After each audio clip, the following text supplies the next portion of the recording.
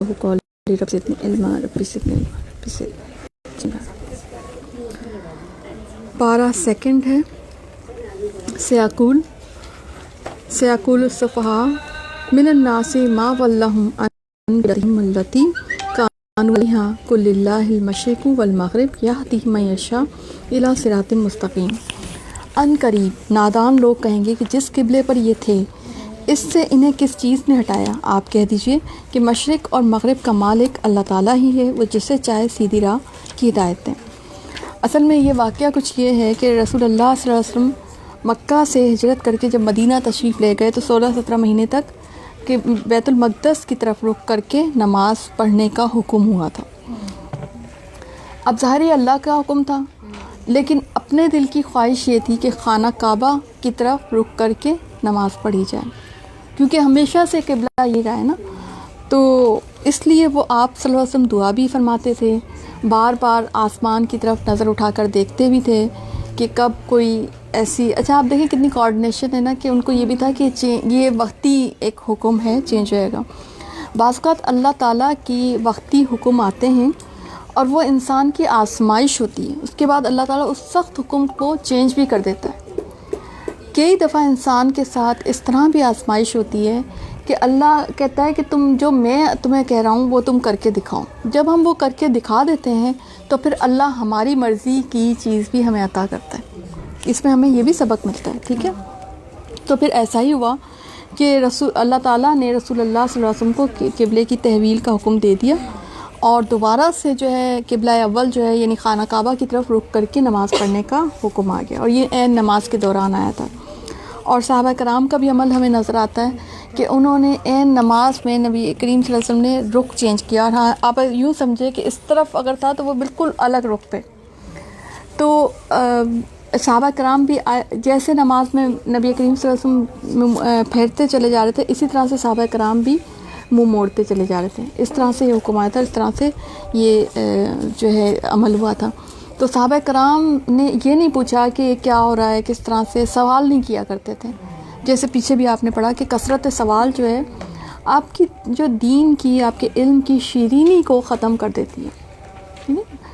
ایک جائز سوال کی بات آتی ہے، لیکن جہاں ادب کا معاملہ وہاں تو نبی کریم صلی اللہ علیہ وسلم تھے نا، ان کا عمل ہے، تو ان کا جب عمل نظر آ رہا ہے تو پھر جو وہ کر رہے ہیں بس وہی ہمیں کرنا ہے، ہمارا تو یہی کام ہے، ٹھیک ہے نا۔ تو اس طرح سے قبلے کا جو رخ تھا وہ چینج کر دیا گیا، اور نبی کریم صلی اللہ علیہ وسلم کی جو اس میں آپ دیکھیں کہ اللہ تعالیٰ کہتے ہیں نا آگے کہ ہم دیکھ رہے تھے آپ کا بار بار قبلے کی طرف متوجہ ہونا، آپ کا بار بار چہرے کا آسمان کی طرف ہونا، تو پھر ہم نے آپ کو اس قبلے کی طرف متوجہ کر دیا جس سے آپ خوش ہو جائیں اور آپ اپنا اب مسجد حرام کی طرف منہ پھیر لیں۔ یہ جو آیت نمبر 144 میں جو آ رہا ہے نا، تو اس سے ہمیں ایک اور چیز پتہ چلتی ہے کہ اللہ تعالیٰ اور نبی کریم صلی اللہ علیہ وسلم کی جو ایک بہت اچھی کوارڈینیشن تھی، یعنی اللہ تعالیٰ نبی کریم صلی اللہ علیہ وسلم کو خوش دیکھنا چاہتے تھے، اور نبی کریم صلی اللہ علیہ وسلم اللہ تعالیٰ کی رضا پر راضی تھے۔ یہ بڑی پیاری کوارڈینیشن۔ یہ دیکھیں آپ، ہم جب قرآن پڑھتے ہیں تو بندہ اور بندگی کا عمل بھی سیکھتے ہیں نا، اور وہ ہمیں نبی کریم صلی اللہ علیہ وسلم بہترین طریقے سے سکھا سکتے ہیں۔ تو یہ بات یہاں پہ ٹھیک ہے، تو اس کا سمجھ آ گیا ہوگا کہ اللہ کا ہر حکم جو ہے وہ اطاعت کا امتحان ہوتا ہے نا، تو اس کو مان کر انسان کامیاب ہوتا ہے، بندگی کے امتحان میں کامیاب ہوتا ہے۔ یہ اصل میں اس کا سبق ہے، ٹھیک ہے۔ اور اس سے ایک اور بات بھی کہ سنت اپنی حیت میں عبادت تو ہے ہی، مگر ساتھ ہی ساتھ آزمائش بھی ہے۔ سمجھے کہ سنت یعنی کہ آپ اس پر عمل کرتے یا نہیں کرتے، یا منو ان کرتے یا نہیں کرتے۔ یہاں سے ہمیں ایک بات یہ بھی کہ بھئی جیسے نبی کریم صلی اللہ علیہ وسلم کرتے ویسے ہی کرنا تھا، ٹھیک ہے۔ اور یہ آزمائش ہے میرے اور آپ کے ایمان کی کہ ہم اتباع کرتے ہیں یا نہیں کرتے رسول اللہ صلی اللہ علیہ وسلم کی، ٹھیک ہے، اور کتنا کرتے ہیں، مکمل کرتے ہیں یا کنارے پہ رہ کے کرتے ہیں۔ ایسے بہت سے لوگ آپ کو ملیں گے جو کہ رسول اللہ صلی اللہ علیہ وسلم کی سنتوں کو کنارے پہ رہ کے کرتے ہیں، اور ان کو ویسی اہمیت نہیں دے رہے ہوتے جیسے کہ اہمیت دینی چاہیے، ٹھیک ہے۔ تو مکمل اطاعت ہی مقبول ہے، یاد رکھیں، سنت کی مکمل اطاعت مقبول ہے۔ اس میں ہم اپنی طرف سے جو ہے نکال نہیں سکتے کہ یہ ہم اتنی کر لیں، ہم پرسنٹیج نہیں نکال سکتے، ہم اتنی پرسنٹ جو ہے وہ اطاعت کریں گے اور اتنی پرسنٹ نہیں کریں گے، یہ نہیں کر سکتے ہم، ٹھیک ہے. یعنی آدھی یا یعنی آدھی تو بہت ہی کم ہو گئی، لیکن اگر میں اس کو یوں کہوں کہ آپ 3/4 بھی اگر آپ کہیں تو 3/4 بھی قبول نہیں ہے جب تک کہ آپ پوری نہ کریں، ٹھیک ہے. پھر آگے اللہ تعالیٰ کہتے ہیں کذالک جعلناکم امۃ وسطا، ہم نے اسی طرح تمہیں عادل امت بنایا تاکہ تم لوگوں پر گواہ ہو جاؤ اور رسول اللہ صلی اللہ علیہ وسلم تم پر گواہ ہو جائے. اور جس قبلے پر تم پہلے تھے اسے ہم نے صرف اس لیے مقرر کیا کہ ہم جان لیں کہ رسول اللہ صلی اللہ علیہ وسلم کا سچے تابعدار کون ہے اور کون ہے جو اپنی ایڑیوں کے پلٹ جاتے ہیں. ٹھیک ہے، یہ بات ہے کہ جو یہاں پہ سمجھا دی گئی قرآن میں کہ یہ ایک آزمائش بھی تھی. ٹھیک ہے، اور یہ کہ تم عادل امت ہو. تو اب آپ دیکھیں کہ اس میں بھی ایک ہے نا خفیف سا اشارہ تھا نا کہ رسول اللہ صلی اللہ علیہ وسلم کو یعنی کچھ مہینے یہ کہا گیا کہ بیت المقدس کی طرف رخ کر کے نماز پڑھیں. اب آپ دیکھیں کہ اگر یہ عمل نہ ہوتا تو آج کے لیے مسجد اقصیٰ کی شاید وہ اہمیت نہ ہوتی، جہاں پہ مسجد اقصیٰ کی اور ساری اہمیت ہے. آپ دیکھیں معراج کا سفر ہے، اس میں مسجد اقصیٰ کا سفر آ جاتا ہے. ڈائریکٹ بھی ہو سکتا تھا نا، مگر وہاں پہ روکا گیا. اور پھر انبیاء کرام نے نماز پڑھی، وہاں پہ براق کو روکا گیا تھا. اور آپ دیکھیں پورا ایک تو اس سے بھی یعنی مسجد اقصیٰ، اور آپ کو بتایا کہ اس کی طرف جو ہے سفر کرنا، یعنی وہاں پہ نماز پڑھنے کے لیے سفر کرنا، یہ ایک طرح سے عبادت ہے، یہ حدیث میں آتا ہے. ٹھیک ہے، تو آپ دیکھیں کہ ہمارے اور آج جو سینیریو ہے ہمارے مطلب ہمارے ادھر جو سینیریو ہے جو مسجد اقصیٰ کے ساتھ جو معاملہ جس طرح کی چیزیں، اور پچھلا رمضان آپ کو یاد ہوگا، پچھلے رمضان میں یہ سا معاملہ ہوا تھا نا. تو آپ دیکھیں کہ ہمارے لیے اس میں ایک یہ پوائنٹ بھی ہے کہ ہمارے نبی صلی اللہ علیہ وسلم نے اتنے مہینے اس کی طرف رخ کر کے نماز بھی پڑھی تھی. یعنی جہاں اور بہت سے پوائنٹس آتے ہیں، ہمارے یہ بھی پوائنٹ ہے کہ ہم اس کو اکیلا نہیں چھوڑ سکتے، ہم اس کے لیے کھڑے ہوں گے. جب کبھی بھی ایسے کوئی معاملہ ہوگا تو ہم کھڑے ہوں گے. ہم چاہتے ہیں کہ وہ آزاد ہو، فلسطین آزاد ہو. اور آپ کو پتہ ہے فلسطین بڑی بابرکت، واقعی قرآن میں آتا ہے نا، وہ بابرکت جگہ ہے. وہاں پر بہت سی قبریں ہیں انبیاء کرام کی اور بہت سی نشانیاں ہیں، جہاں کیونکہ وہ انبیاء کرام کا مسکن رہا ہے نا، تو اس وجہ سے وہاں پہ وہ بڑی عجیب زرخیز قسم کی سرزمین ہے. ٹھیک ہے، تو یہ بھی ایک اس میں ہے کہ آپ دیکھیں کہ عادل اب اس میں خفیف سا اشارہ یہ ہے کہ اس طرف رخ کر کے بھی نماز. اور اب یہ بھی کہا گیا کہ یعنی کہ وہ بھی ہمارا ہی ہے، یعنی ایک طرح سے ان یہودیوں کا رد ہو گیا. ورنہ آپ دیکھیں کہ یہ ایک ان کے ہاتھ میں ایک وہ چیز رہتی کہ بھئی آپ کے جو رسول صلی اللہ علیہ وسلم ہیں، تو یعنی ہمیں وہ کہہ سکتے تھے نا کہ بھئی آپ، لیکن معراج کا واقعہ اور یہ جو یہ قبلہ کی تحویل کا واقعہ، اس میں رسول اللہ صلی اللہ علیہ وسلم ڈائریکٹ انوالو ہے، ہماری امت ڈائریکٹ انوالو ہے. تو ہم مطلب امتی، بطور امتی ہم میں سے کوئی بھی یہ نہیں کہہ سکتا کہ ہمارا مسجد اقصیٰ سے کوئی واسطہ نہیں ہے، ہم میں سے کوئی کہہ نہیں سکتا. ٹھیک ہے نا، تو یہ ہے بات کہ یہاں پہ پھر آگے وہی بات کہ اللہ تعالیٰ کہتے ہیں ہم نے آپ کے چہرے کو بار بار آسمان کی طرف اٹھتے ہوئے دیکھا. آپ اگرچہ اہل کتاب کو تمام دلیلیں دے لیں لیکن وہ آپ کی قبلے کی پیروی نہیں کریں گے. آپ نے تو کر کے دکھا دیا قبلے کی پیروی کر کے، یعنی ان کے قبلے. اچھا، اب اس میں یہ بھی تھا، ان کو بھی ایک سافٹ کارنر دیا گیا. اس آیت سے ہمیں یہ بھی پتہ چلتا ہے کہ ان کو دکھایا گیا بھی ہم تو آپ کے بھی قبلے کو مانے ہیں اور ہم نے تو اس طرف رخ کر کے نماز بھی پڑھ لی. تو پھر تم آؤ، دین کی طرف آؤ، تم بھی ہمارے قبلے کو مانو. مگر اللہ تعالیٰ کیا کریں کہ وہ آپ کے قبلے کی پیروی نہ کریں گے اور نہ آپ ان کے قبلے کو ماننے والے. ٹھیک ہے نا، کہ نہیں ان کے آپ ایسا نہیں ہوگا. اب جو ہو گیا وہ بتا دیا، ایک آزمائش تھی. اب ایسا نہیں ہو سکتا کہ آج کوئی اٹھے اور وہ کہیں کہ جی میں مسجد اقصیٰ کی طرف نعوذ باللہ رخ کر کے نماز پڑھتا ہوں. یہ بھی آپ دیکھیں کہ ہمیشہ کے لیے اس پہ فل سٹاپ لگ چکا ہے. اور نہ آپس میں یہ ایک دوسرے کے قبلے کو ماننے والے، ان کے آپس میں بھی تو جھگڑے بہت چل رہے ہیں نا. وہ کہتے ہیں ایک کا مشرقی دیوار کا معاملہ ہے، ایک کا مغربی دیوار کا معاملہ ہے. تو یہ یہود اور نصارہ دونوں ہی اس کو آن کرتے ہیں نا، مسجد اقصیٰ کو آن کرتے ہیں. تو یہ جو روس کا جو ابھی سینیریو بنا ہے، تو ان کا ایک معاملہ یہ بھی تو تھا نا. اگر آپ ان کی ہسٹری میں جائیں نا تو ان کا، اور یہ آپ کو میں بتا دوں کہ وہ اسی جو ایک ملحمۃ الکبریٰ ہو رہی ہے نا روس اور یوکرائن کا جو ہے، تو یہ اسی کی ایک کڑی ہے. کیونکہ آپ کو یاد ہونا چاہیے وہ حدیث ہے کہ جس میں کہ ایک جنگ ایسی ہوگی جس میں مسلمان اور عیسائی مل کر جنگ کریں گے. اور پھر عیسائی صلیب گاڑے گا اور کہے گا میں صلیب آج جو ہے نا وہ غالب آ گئے. اس پر مسلمان کو جو ہے غصہ آئے گا. تو یہ کڑی وہیں جاری ہے کیونکہ یہ جو پیوٹن ہے یہ جو ہے عیسائی ہے, یہ کمیونسٹ نہیں ہے نا, یہ عیسائی ہے. اور عیسائی بھی جو ان کے ہوتے ہیں نا کیتھولک جو ہوتے ہیں, پکے والے عیسائی جو ہوتے ہیں, یہ وہ ہیں. اور وہ عیسائی ہیں کہ جو مسجد اقصیٰ کو آن کرتے ہیں, یہ وہ ہے. اور ان کے ساتھ پہلے ایسا ہو چکا ہے, انہوں نے جب جنگ عظیم دوسری میں جو انہوں نے کیا تھا نا, ساتھ دیا تھا, اس میں ان کا معاہدہ یہ تھا, اگرچہ نارمل اس سے تھوڑا, لیکن آپ سمجھنے کی بات ہے, اور کیونکہ یہ بات اس لیے تھوڑا سا میں مختصراً بتا دیتی ہوں. تو ان کو یہی لالچ دیا گیا تھا کہ ہم مسجد اقصیٰ میں تمہارا حق بھی تسلیم کریں گے, لیکن اس کے بعد روس کو ہٹا دیا گیا تھا. روس کو آپ کو پتہ ہے کہ توڑ دیا گیا. تو یہ سینیریو سارا جو بن رہا ہے, آپ کو میں یہ بھی بتا دوں کہ یہ اس لیول پہ جا رہا ہے معاملہ. ٹھیک ہے, مختصراً. ٹھیک ہے, پھر کبھی ہم انشاءاللہ ڈیٹیل میں بات کریں گے.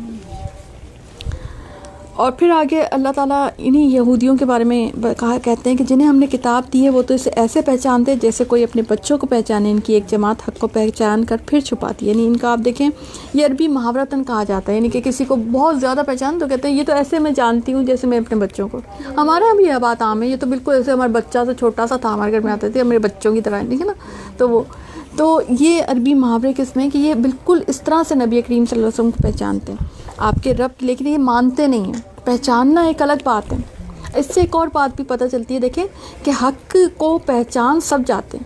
حق کے اندر ایک روشنی ہوتی ہے کہ انسان اس روشنی کو ڈینائی نہیں کر سکتا.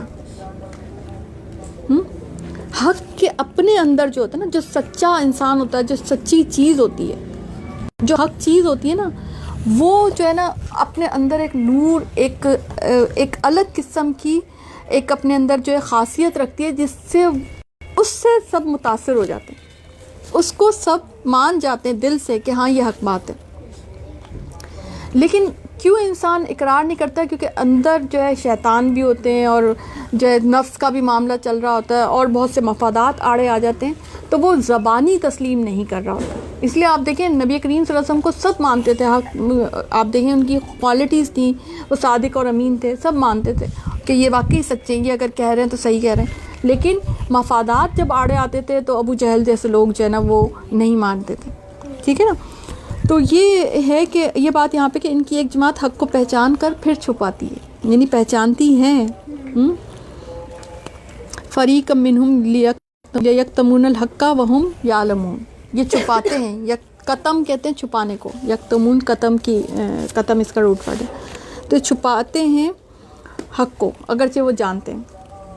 یہ بات ہے یہاں پہ بتائی, یعنی کہ ان کو پتہ سب ہے کہ حق کیا ہے, لیکن مفادات ان کے آڑے آ رہے تھے نا, گدی چھن رہی تھی نا ان کی, کہ بھئی اگر ہم مان لیں گے کہ رسول اللہ صلی اللہ علیہ وسلم آخری نبی ہیں تو پھر ہماری تو حیثیت, ان کا یہودیوں کا معاملہ کیا تھا, ان کو یہ تھا ہماری تو پھر حیثیت کوئی نہیں رہے گی.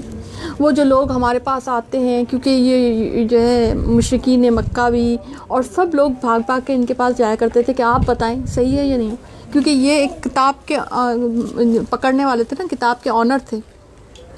تو لوگ یعنی نبی کریم صلی اللہ علیہ وسلم سے پہلے یا امت محمدیہ سے پہلے آپ کو پتہ ہی ہے کہ یہ لوگ سپیریئر سمجھے جاتے تھے, یہ لوگ کتاب والے سمجھے جاتے تھے, یہ لوگ عالم سمجھے جاتے تھے. اب یہ انسان کی آزمائش بھی ہوتی ہے اور نفسیات بھی ہوتی ہے کہ جب کوئی اس کے سامنے کوئی بڑی چیز آ جاتی ہے تو اس کو جو آڑے ہوتی ہیں نا, اس کو تسلیم کرنے میں اس کو ہوتا ہے اپنی گدی چھن جائے گی, میں کیسے مان لوں, میرا اپنا کیا ہوگا پھر. ٹھیک, تو یہ مانتے نہیں تھے. آپ کے رب کی طرف سے یہ صرح کے خبردار, آپ شک کرنے والوں میں سے نہ ہونا, یعنی کہ ایسا نہ ہو.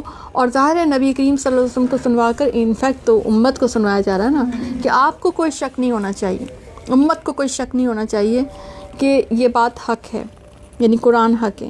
ہر شخص ایک نہ ایک طرف متوجہ ہو رہا ہے. وَلِكُلِّ وَجْهَةٌ هُوَ مَوَالِيهُ فَاسْتَبِقُوا الْخَيْرَاتِ, تم نیکیوں کی طرف دوڑو.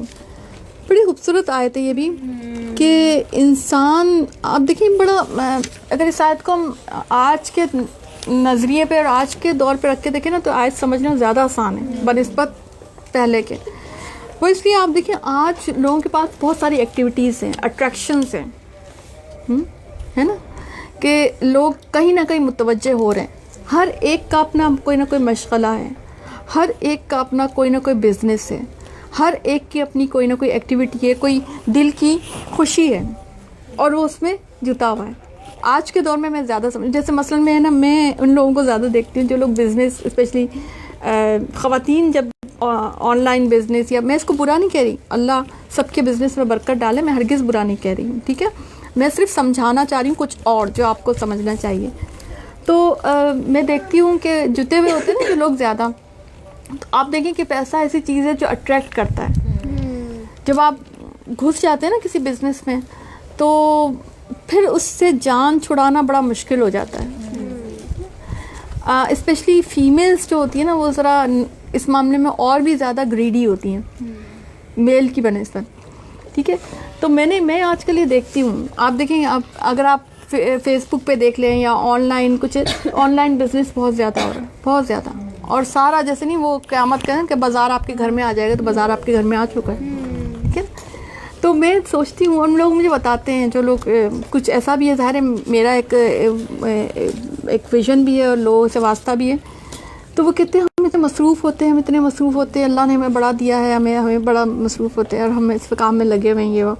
تو میں اس وقت سوچتی ہوں ان کا دنیا میں مصروف ہے, ان کی اٹریکشن بس یہی ہے, ہم نے لانے ہیں, ہم نے وہ یہی چیز دیکھتے رہتے ہیں ہم کہاں سے ہول سیلر سے لے کے آئیں, پھر ہم اس کو آگے کریں, اس سے پیسے بچ کے ہمارے اتنے پیسے بچ کے ہمارے اتنے پیسے نکل رہیں گے. وہ اچھا وہ رسک انہوں نے طے کر لیا نا, ہم رسک کے لیے ہم تگ و دو کریں گے, تو پھر اب اللہ تعالیٰ ان کو اسی طرح سے رزق دے گا. اور جو لوگ قرآن میں لگے ہوئے ہیں, آن لائن ہمارا بھی پیج ہے, میں ہمیشہ سوچتی ہوں ان کا ایک ہمارا پیج ہے مدرسۃ الہادی کا, ہے نا. اب مدرسۃ الہادی کے پیج پہ ہم بس ہر وقت ہمارا یہی کام ہوتا ہے کہ اب یہ ڈال رہے ہیں, ابھی ماشاءاللہ وہ جو آیات جو یاد کرنے والی, تو ماشاءاللہ مجھے بڑا مزہ آ رہا کہ آیات جو ہے نا یہ 30 آیات یاد ہو جائیں گی سورہ ملک کی.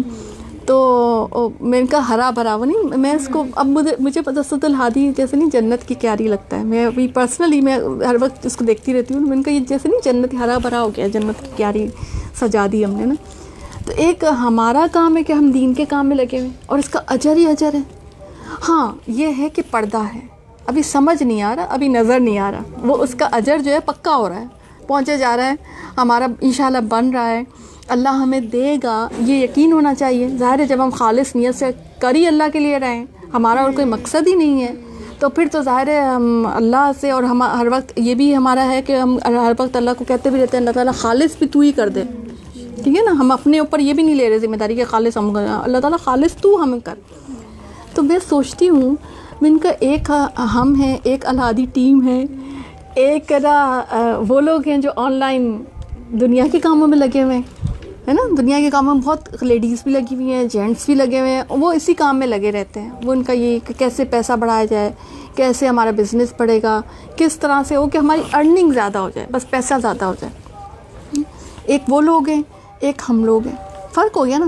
تو یہ بات یہاں پہ سمجھائی گئی کہ ہر ایک کسی نہ کسی طرح متوجہ ہے, اس کے اندر اٹریکشن ہے. یہ روحیں جو ہے نا یہ بھی فیصلے ہوتے ہیں نا, کون سی اللہ کے لیے, اللہ کی یہ روحوں کو اللہ تعالیٰ مخصوص کرتا ہے. اور یہ بڑی خوش نصیب روحیں ہوتی ہیں جو آپ بیٹھے ہوئے ہیں نا میرے سامنے, یہ عام روحیں نہیں ہیں, یہ بڑی مخصوص روحیں ہیں, چوزن روحیں, اللہ کی طرف سے جو ہے نا چوزن روحیں, کہ اللہ نے ان کو اپنے لیے مخصوص کیا ہے, اپنے لیے خاص کیا ہے. یہ کسی آن لائن بزنس کے لیے نہیں ہے, یہ کسی اور کام کے لیے نہیں, یہ بس اللہ کے کام کے لیے چوز ہو چکا ہے اللہ تعالیٰ, ہے نا. تو اس لیے اس کو ایک تو برکت سمجھے, اپنے لیے سعادت سمجھے, کہ اگر آپ کو کبھی موقع مل بھی جائے, جیسے میں اکثر بتاتی ہوں, میں جب مدرسہ کھول لیا مجھے بہت دفعہ آفر ہوتی ہے, مجھے ابھی بھی لوگ کہتے ہیں کہ آپ مطلب اپنی فیلڈ میں واپس ہوئیں. میں اگر فیلڈ میں واپس چل جاؤں گی تو میرا مدرسہ کون چلائے گا؟ مجھے سمپل اس کا آنسر مجھے نہیں ملا آج تک, تو میرا مدرسہ کون چلائے گا؟ یار میں تھکوں گی, ہاروں گی, میں تو فیلڈ میں ہوں گی نا. فیلڈ میں جب ایک دفعہ گھس جاؤں گی تو نکلنا مشکل ہو جائے گا مجھے. تو پھر میرا مدرسہ کون چلائے گا؟ پھر دین کا کام اللہ نے اچھا بھلا مجھے چوز کر رکھا ہے دین کے کام کے لیے، میرا دماغ خراب ہوا ہے جو میں اس کو چھوڑ کر دنیا کے اس میں ہزاروں نیوٹریشنسٹ آپ کو مل جائیں گی، آپ ان سے آ کے علاج کرا لیں، جا کے پوچھ لیں، آپ ان سے ڈائٹ پلان لے لیں۔ ہمیں اللہ نے اگر چوز کر رکھا ہے اس کام کے لیے تو ہم اسی کے لیے مخصوص ہوں گے۔ اللہ آپ کو چوز کرتا ہے اور آپ نے لبیک کہنا ہے۔ یہ آپ جو بیٹھے ہوئے وہ بھی، اور یہ جو آن لائن بیٹھے ہیں وہ بھی، رزق آپ کے نصیب میں جو ہے نا وہ مل جائے گا۔ اور اسپیشلی فیمیلز کو اتنا زیادہ فکر مند ہونے کی ضرورت نہیں ہوتی، میں پرسنلی یہ فیل کرتی ہوں، کیونکہ فیمیلز کا تو ویسے بھی کہیں نہ کہیں سے یعنی ان کا اپنے اوپر تو ذمہ ویسے ہی نہیں ہوتا نا، یعنی ان کا تو سبب بنتا ہے یا اس کے بھائیوں یا اس کے باپ ہوں یا پھر اس کے شوہر ہوں، بیٹے ہوں، ٹھیک ہے نا۔ تو اس لیے ہر ایک کسی نہ کسی طرف متوجہ ہو رہا، ہر ایک کی اٹریکشن ہے۔ کچھ اٹریکشن شیطان، جب وہ شیطان کی طرف متوجہ ہوتا ہے تو شیطان اس کو اور زیادہ قائل کرتا ہے کہ ہاں ٹھیک ہے یہ کام کر لو۔ اب آپ جو ہے نا جس طرف اٹریکشن آپ کی جا رہی ہے تو پھر اسی حساب سے آپ کو توفیق ملتی چلی جائے گی۔ یہ ہے سمجھنے کی بات کہ پھر اللہ تعالیٰ کہتا ہے کہ ٹھیک ہے اس کو اسی راستے پہ لگا دو، پھر اس کو اسی راستے پہ اللہ تعالیٰ چھوڑ دیتا ہے۔ اللہ کو ایسے لوگوں کی ضرورت بھی نہیں ہے جو اس کی طرف آنا نہیں چاہتے۔ یہ بہت بڑی بات ہے کہ یہ ہمارے بس کا، میں پرسنلی فیل کرتی ہوں کہ ہمارے بس کا کام بھی نہیں ہے کہ ہم کہہ دیں کہ ہم جو ہے دین کے کام کے لیے کھڑے ہو جائیں۔ یہ اللہ کی چوائس ہوتی ہے کہ اللہ نے ہمیں اس طرف متوجہ کر رکھا ہے، اگر اللہ نہ کرتا تو ہم نہ ہوتے، ٹھیک ہے نا۔ تو اللہ تعالیٰ یہ کہہ رہے ہیں کہ تم نیکیوں کی طرف دوڑ لگا دو، ہر ایک یعنی اللہ کا پسندیدہ جو اٹریکشن والی چیز کیا ہے کہ تم جو ہے دوڑ لگا دو، جہاں جو نیکی تم وہ حاصل کرنے کی کوشش کرو، ٹھیک ہے۔ یہ بات یہاں پہ ہو گیا، اللہ تعالیٰ تمہیں لے آئے گا، یعنی کہیں بھی تم پتھر کے غار میں، تم کسی پتھر کے نیچے کہیں غار میں بھی تم کسی نیکی کر رہے ہوگے نا تو اللہ تمہاری نیکی کو پالے گا، اللہ تعالیٰ تمہاری نیکی کو پکا کر لے گا اور اس کا اجر تمہیں دے دے گا۔ میں پرسنلی اکثر فیل کر رہی ہوتی ہوں کہ ہماری کیا حیثیت ہے، ہم چھوٹے سے ایک گروپ ہے، ہم چھوٹا سا ایک کام ہے جو کہ ہم کر رہے ہیں کئی کونے میں بیٹھے ہوئے، دنیا اتنی بڑی ساری ہے، ہم نے تو اتنی دنیا دیکھی بھی نہیں ہے، اور نا لیکن اللہ تعالیٰ ہم سے کام لے رہا ہے، ہم اللہ کے کام میں لگے ہوئے ہیں۔ جب اللہ ہم سے پوچھے گا کم از کم ہم اتنا کہہ دیں تو اللہ تعالیٰ اتنا مقدور پر ہو سکا وہ ہم نے کوشش کر لی ٹھیک۔ تو یہ ہے اصل کام کہ قبلہ صرف عبادت ہی نہیں ہوتا بلکہ قبلہ نیک کام بھی ہوتے ہیں، اور نیکیوں میں بھی قبلہ جو ہے وہ اللہ تعالیٰ ہونا چاہیے کہ ہم اللہ کے لیے جو ہے نیکی کر رہے ہیں۔ نیکی کا ویسے تو کوئی قبلہ نہیں ہوتا، ٹھیک ہے نا، تو نیکی کا قبلہ کون سا ہونا چاہیے؟ اللہ تعالیٰ، کہ ہم اللہ کے لیے کر رہے ہیں، جو نیک کام ہو وہ بس اللہ کے لیے کر رہے ہیں، کوئی بندے کے لیے نہ کرے۔ یہ ہوتا مشکل ہے اس دنیا میں بعض اوقات، لیکن یہی تو بات ہے، اسی کا تو اجر ملے گا۔ اور آپ جہاں سے نکلیں اپنا منہ نماز کے مسجد حرام کی طرف کر لیا کریں، حق ہے کہ یہ آپ کے رب کی طرف سے جو کچھ تم کر رہے ہو اس سے اللہ تعالیٰ باخبر ہے۔ اور بار بار آپ دیکھیں تاکید آ رہی ہے کہ آپ نکلیں اپنا منہ مسجد حرام کی طرف پھیر لیں تاکہ لوگوں کی کوئی تم پر حجت نہ باقی رہ جائے۔ اب کیونکہ یہ چینج ہوا تھا قبلہ، تو جیسے پیچھے آتا ہے سیقول الصفا والا، تو وہ بات بھی آپ کو ساتھ ہی کہ پھر لوگوں نے اس پہ بھی باتیں بنانی شروع کر دی کہ، اور اسپیشلی یہود و نصارہ نے، کہ یہ کیسا دین ہے، کبھی کہتا ہے ادھر نماز رک کر کے نماز پڑھو، کبھی کہتا ہے ادھر نماز پڑھو رک کر کے۔ یعنی آپ دیکھیں ان کو تو صرف اور صرف ایک ایسی چیز چاہیے تھی نا جس کو وہ پوائنٹ بنا سکتے، جس کو یعنی وہ دین کو اس حساب سے نہیں دیکھ رہے تھے، وہ دین کو صرف نشانہ بناتے تھے۔ آج بھی آپ کو ایسے لوگ ملیں گے جو صرف دین پر تنقید کرتے ہیں، تو یہ لوگ دین پر تنقید کرنے والے لوگ تھے۔ تو اللہ تعالیٰ کا ان کو ان کے حال پہ چھوڑ دو، ان کو نہیں سمجھ میں آئی یہ بات، ٹھیک ہے۔ پھر آگے اللہ تعالیٰ کہتا ہے کہ صرف تم مجھ سے ڈرو اور تاکہ میں تم پر اپنی نعمت تمام کر دوں، اس لیے کہ تم راہ راست پا جاؤ، جس طرح ہم نے تمہیں میں سے رسول بھیجا۔ اب آپ دیکھیں دعا قبول ہو رہی ہے حضرت ابراہیم علیہ السلام کی، اور ایز اٹ از قبول ہوئی ہے۔ کما ارسلنا فیکم رسول منکم یتلو علیکم آیاتنا ویزکیکم ویعلمکم الکتاب والحکمہ ویعلمکم ما لم تکونوا تعلمون، کہ جس طرح ہم نے تمہیں میں سے رسول بھیجا جو ہماری آیتیں تمہارے سامنے تلاوت کرتا ہے، تم پاک کرتا ہے، اور تمہیں کتاب اور حکمت اور وہ چیزیں سکھاتا ہے جن سے تم بے علم تھے۔ آپ دیکھیں کہ حضرت ابراہیم علیہ السلام نے دعا مانگی تھی اور اللہ تعالیٰ نے وہ دعا ایز اٹ از قبول کر. اور پچھلی دفعہ بھی میں نے آپ کو بتایا تھا کہ یہ دعا کی قبولیت کا راز ایک یہ بھی ہے اور بہت سے راز ہیں. ایک یہ بھی ہے کہ جب آپ کوئی نیک کام کر رہے ہیں اور آپ کو 100% پتہ ہے کہ نیک کام ہی ہے, کیونکہ خانہ کعبہ بناتے جا رہے تھے اور دعا کرتے جا رہے تھے. آپ دیکھیں اچھا مسلسل دعا, اچھا ہم کیا کرتے ہیں, نیک کام کر رہے ہوتے ٹینشن میں آ جاتے ہیں اور کوس رہے ہوتے ہیں باقاعدہ. یعنی اتنا پیارا اجر کا وقت جو ہے, دعا کی قبولیت کا وقت جو ہے, ہم اس میں کما دیتے ہیں کہ ہمیں ہمیں ٹینشن ہو رہی ہے, ہمیں یہ ہو رہا ہے, ہو لائٹس بھی چلی گئی, ایک یہ کام اوپر سے لائٹ بھی چلی گئی, جو پانی بھی چلا گیا, یہ ہو گیا, ہم اس میں پڑے رہتے ہیں.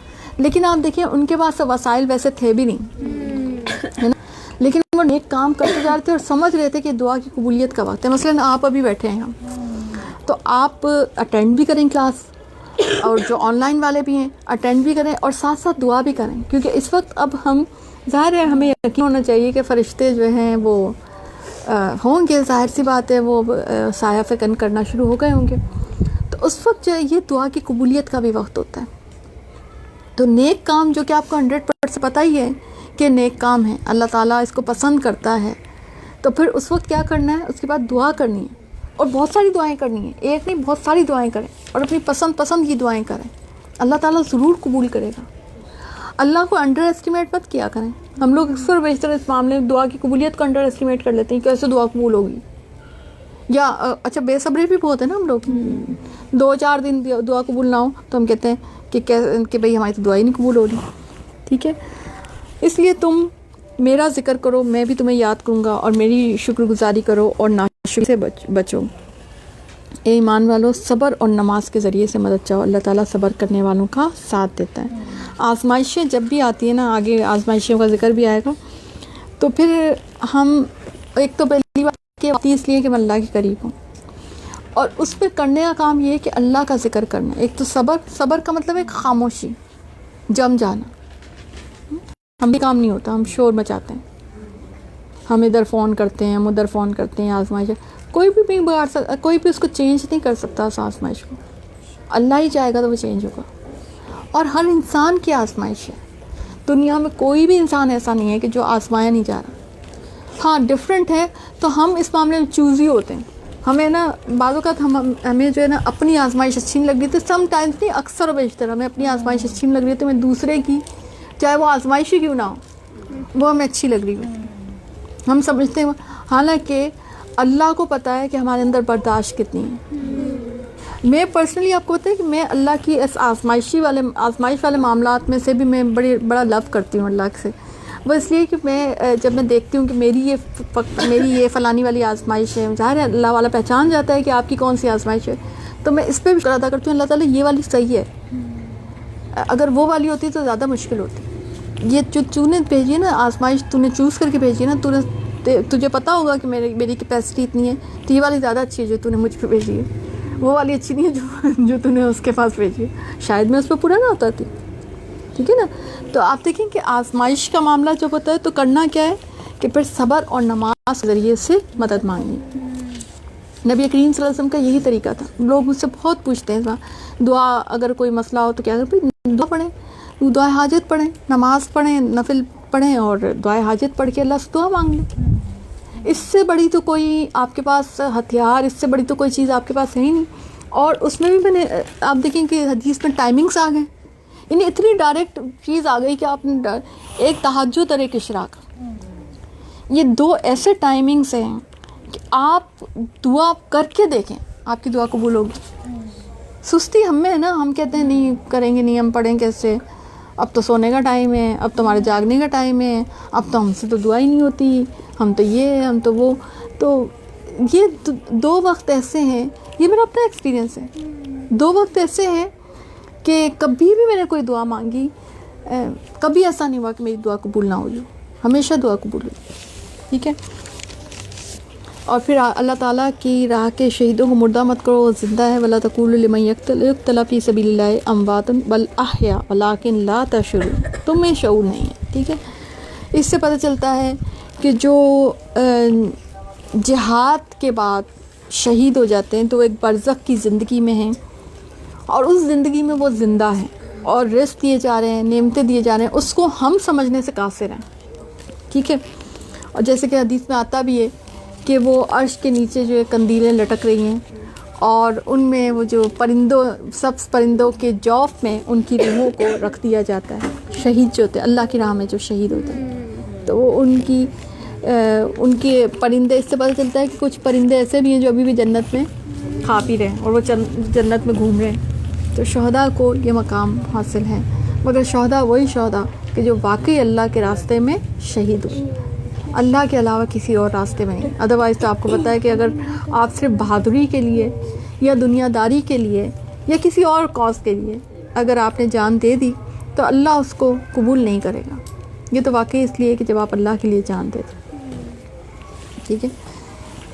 اور ہم کسی نہ کسی طرح تمہاری آزمائش ضرور کریں گے، دشمن کے ڈر سے، بھوک پیاس سے، مال و جان اور پھلوں کی کمی سے، اور صبر کرنے والوں کو خوشخبری دے دیں. اب یاد رکھیں یہی 4 چیزیں ہو سکتی ہیں زیادہ سے زیادہ، اور یہ چاروں چیزیں آ گئی قرآن میں.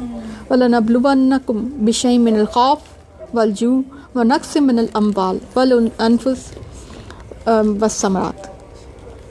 تو یہ ہے کہ بھئی خوف ہو سکتا ہے، آگے کا مستقبل کا خوف ہو سکتا ہے، کسی چیز کا خوف ہو سکتا ہے، چور کا خوف ہو سکتا ہے، سانپ کا خوف ہو سکتا ہے. خوف کی شکلیں ہوتی ہیں نا، پانی کا خوف ہو سکتا ہے، کسی بھی چیز کا خوف ہو سکتا ہے، گر جاؤں گی یہ خوف ہو سکتا ہے، یہ فیصلہ غلط کر لوں گی یہ خوف ہو سکتا ہے. ہر چیز کا اللہ نے علاج دیا ہے، ہر چیز کا علاج ہے کہ آپ. اور خوف جو مومن ہوتا ہے نا، وہ اچھی طرح سے اپنے رب سے مذاکرات کر لیتا ہے جب بھی کوئی ڈیسیژن لینے جا رہا ہوتا ہے کسی بھی معاملے میں. اور جب وہ کر چکا ہوتا ہے تو پھر اس کو یقین جب آ جاتا ہے کہ میرا اللہ جو کہہ رہا ہے وہی ہے، وہ میرا اللہ نے یہ کہا ہے، تو پھر اس کے بعد جو ہے نا کوئی ریزن رہ نہیں جاتی کہ وہ ڈرے. خوف نہیں ہونا چاہیے اس کے اندر پہ کسی بھی قسم کا. مومن کے اندر ویسے خوف ہوتا نہیں ہے، جب اللہ کے لیے کیا ہے تو پھر اللہ تعالیٰ ہی سنبھالنے والا. اچھا ہوتا کیا ہے کہ جب ہم کوئی ڈیسیژن میکنگ کرتے ہیں کوئی تو بیچ میں کوئی بھی اس میں آزمائش آ جائے، کوئی ایسا معاملہ آ جائے تو ہم کہتے ہیں ہمارا غلط ہوا یا ہمارا استخارہ صحیح نہیں جائے. نہیں، وہ اس کا حصہ تھا نا، وہ چیز بھی اس کا حصہ تھا. ٹھیک ہے. تو یہ ایک بات سمجھنے کی ہے کہ دشمن کے ڈر سے ویسا کوئی خوف ہو سکتا ہے، بھوک پیاس سے یہ بھی ایک آزمائش ہو گئی. اب آپ کو آزمائش کی ساری شکلیں یہاں پہ پتہ چل گئی، یہ سب آزمائش ہیں. مال و جان، پھلوں کی کمی سے، یعنی مہنگائی اگر ہو گئی تو یہ بھی ایک آپ کی آزمائش ہو سکتی ہے.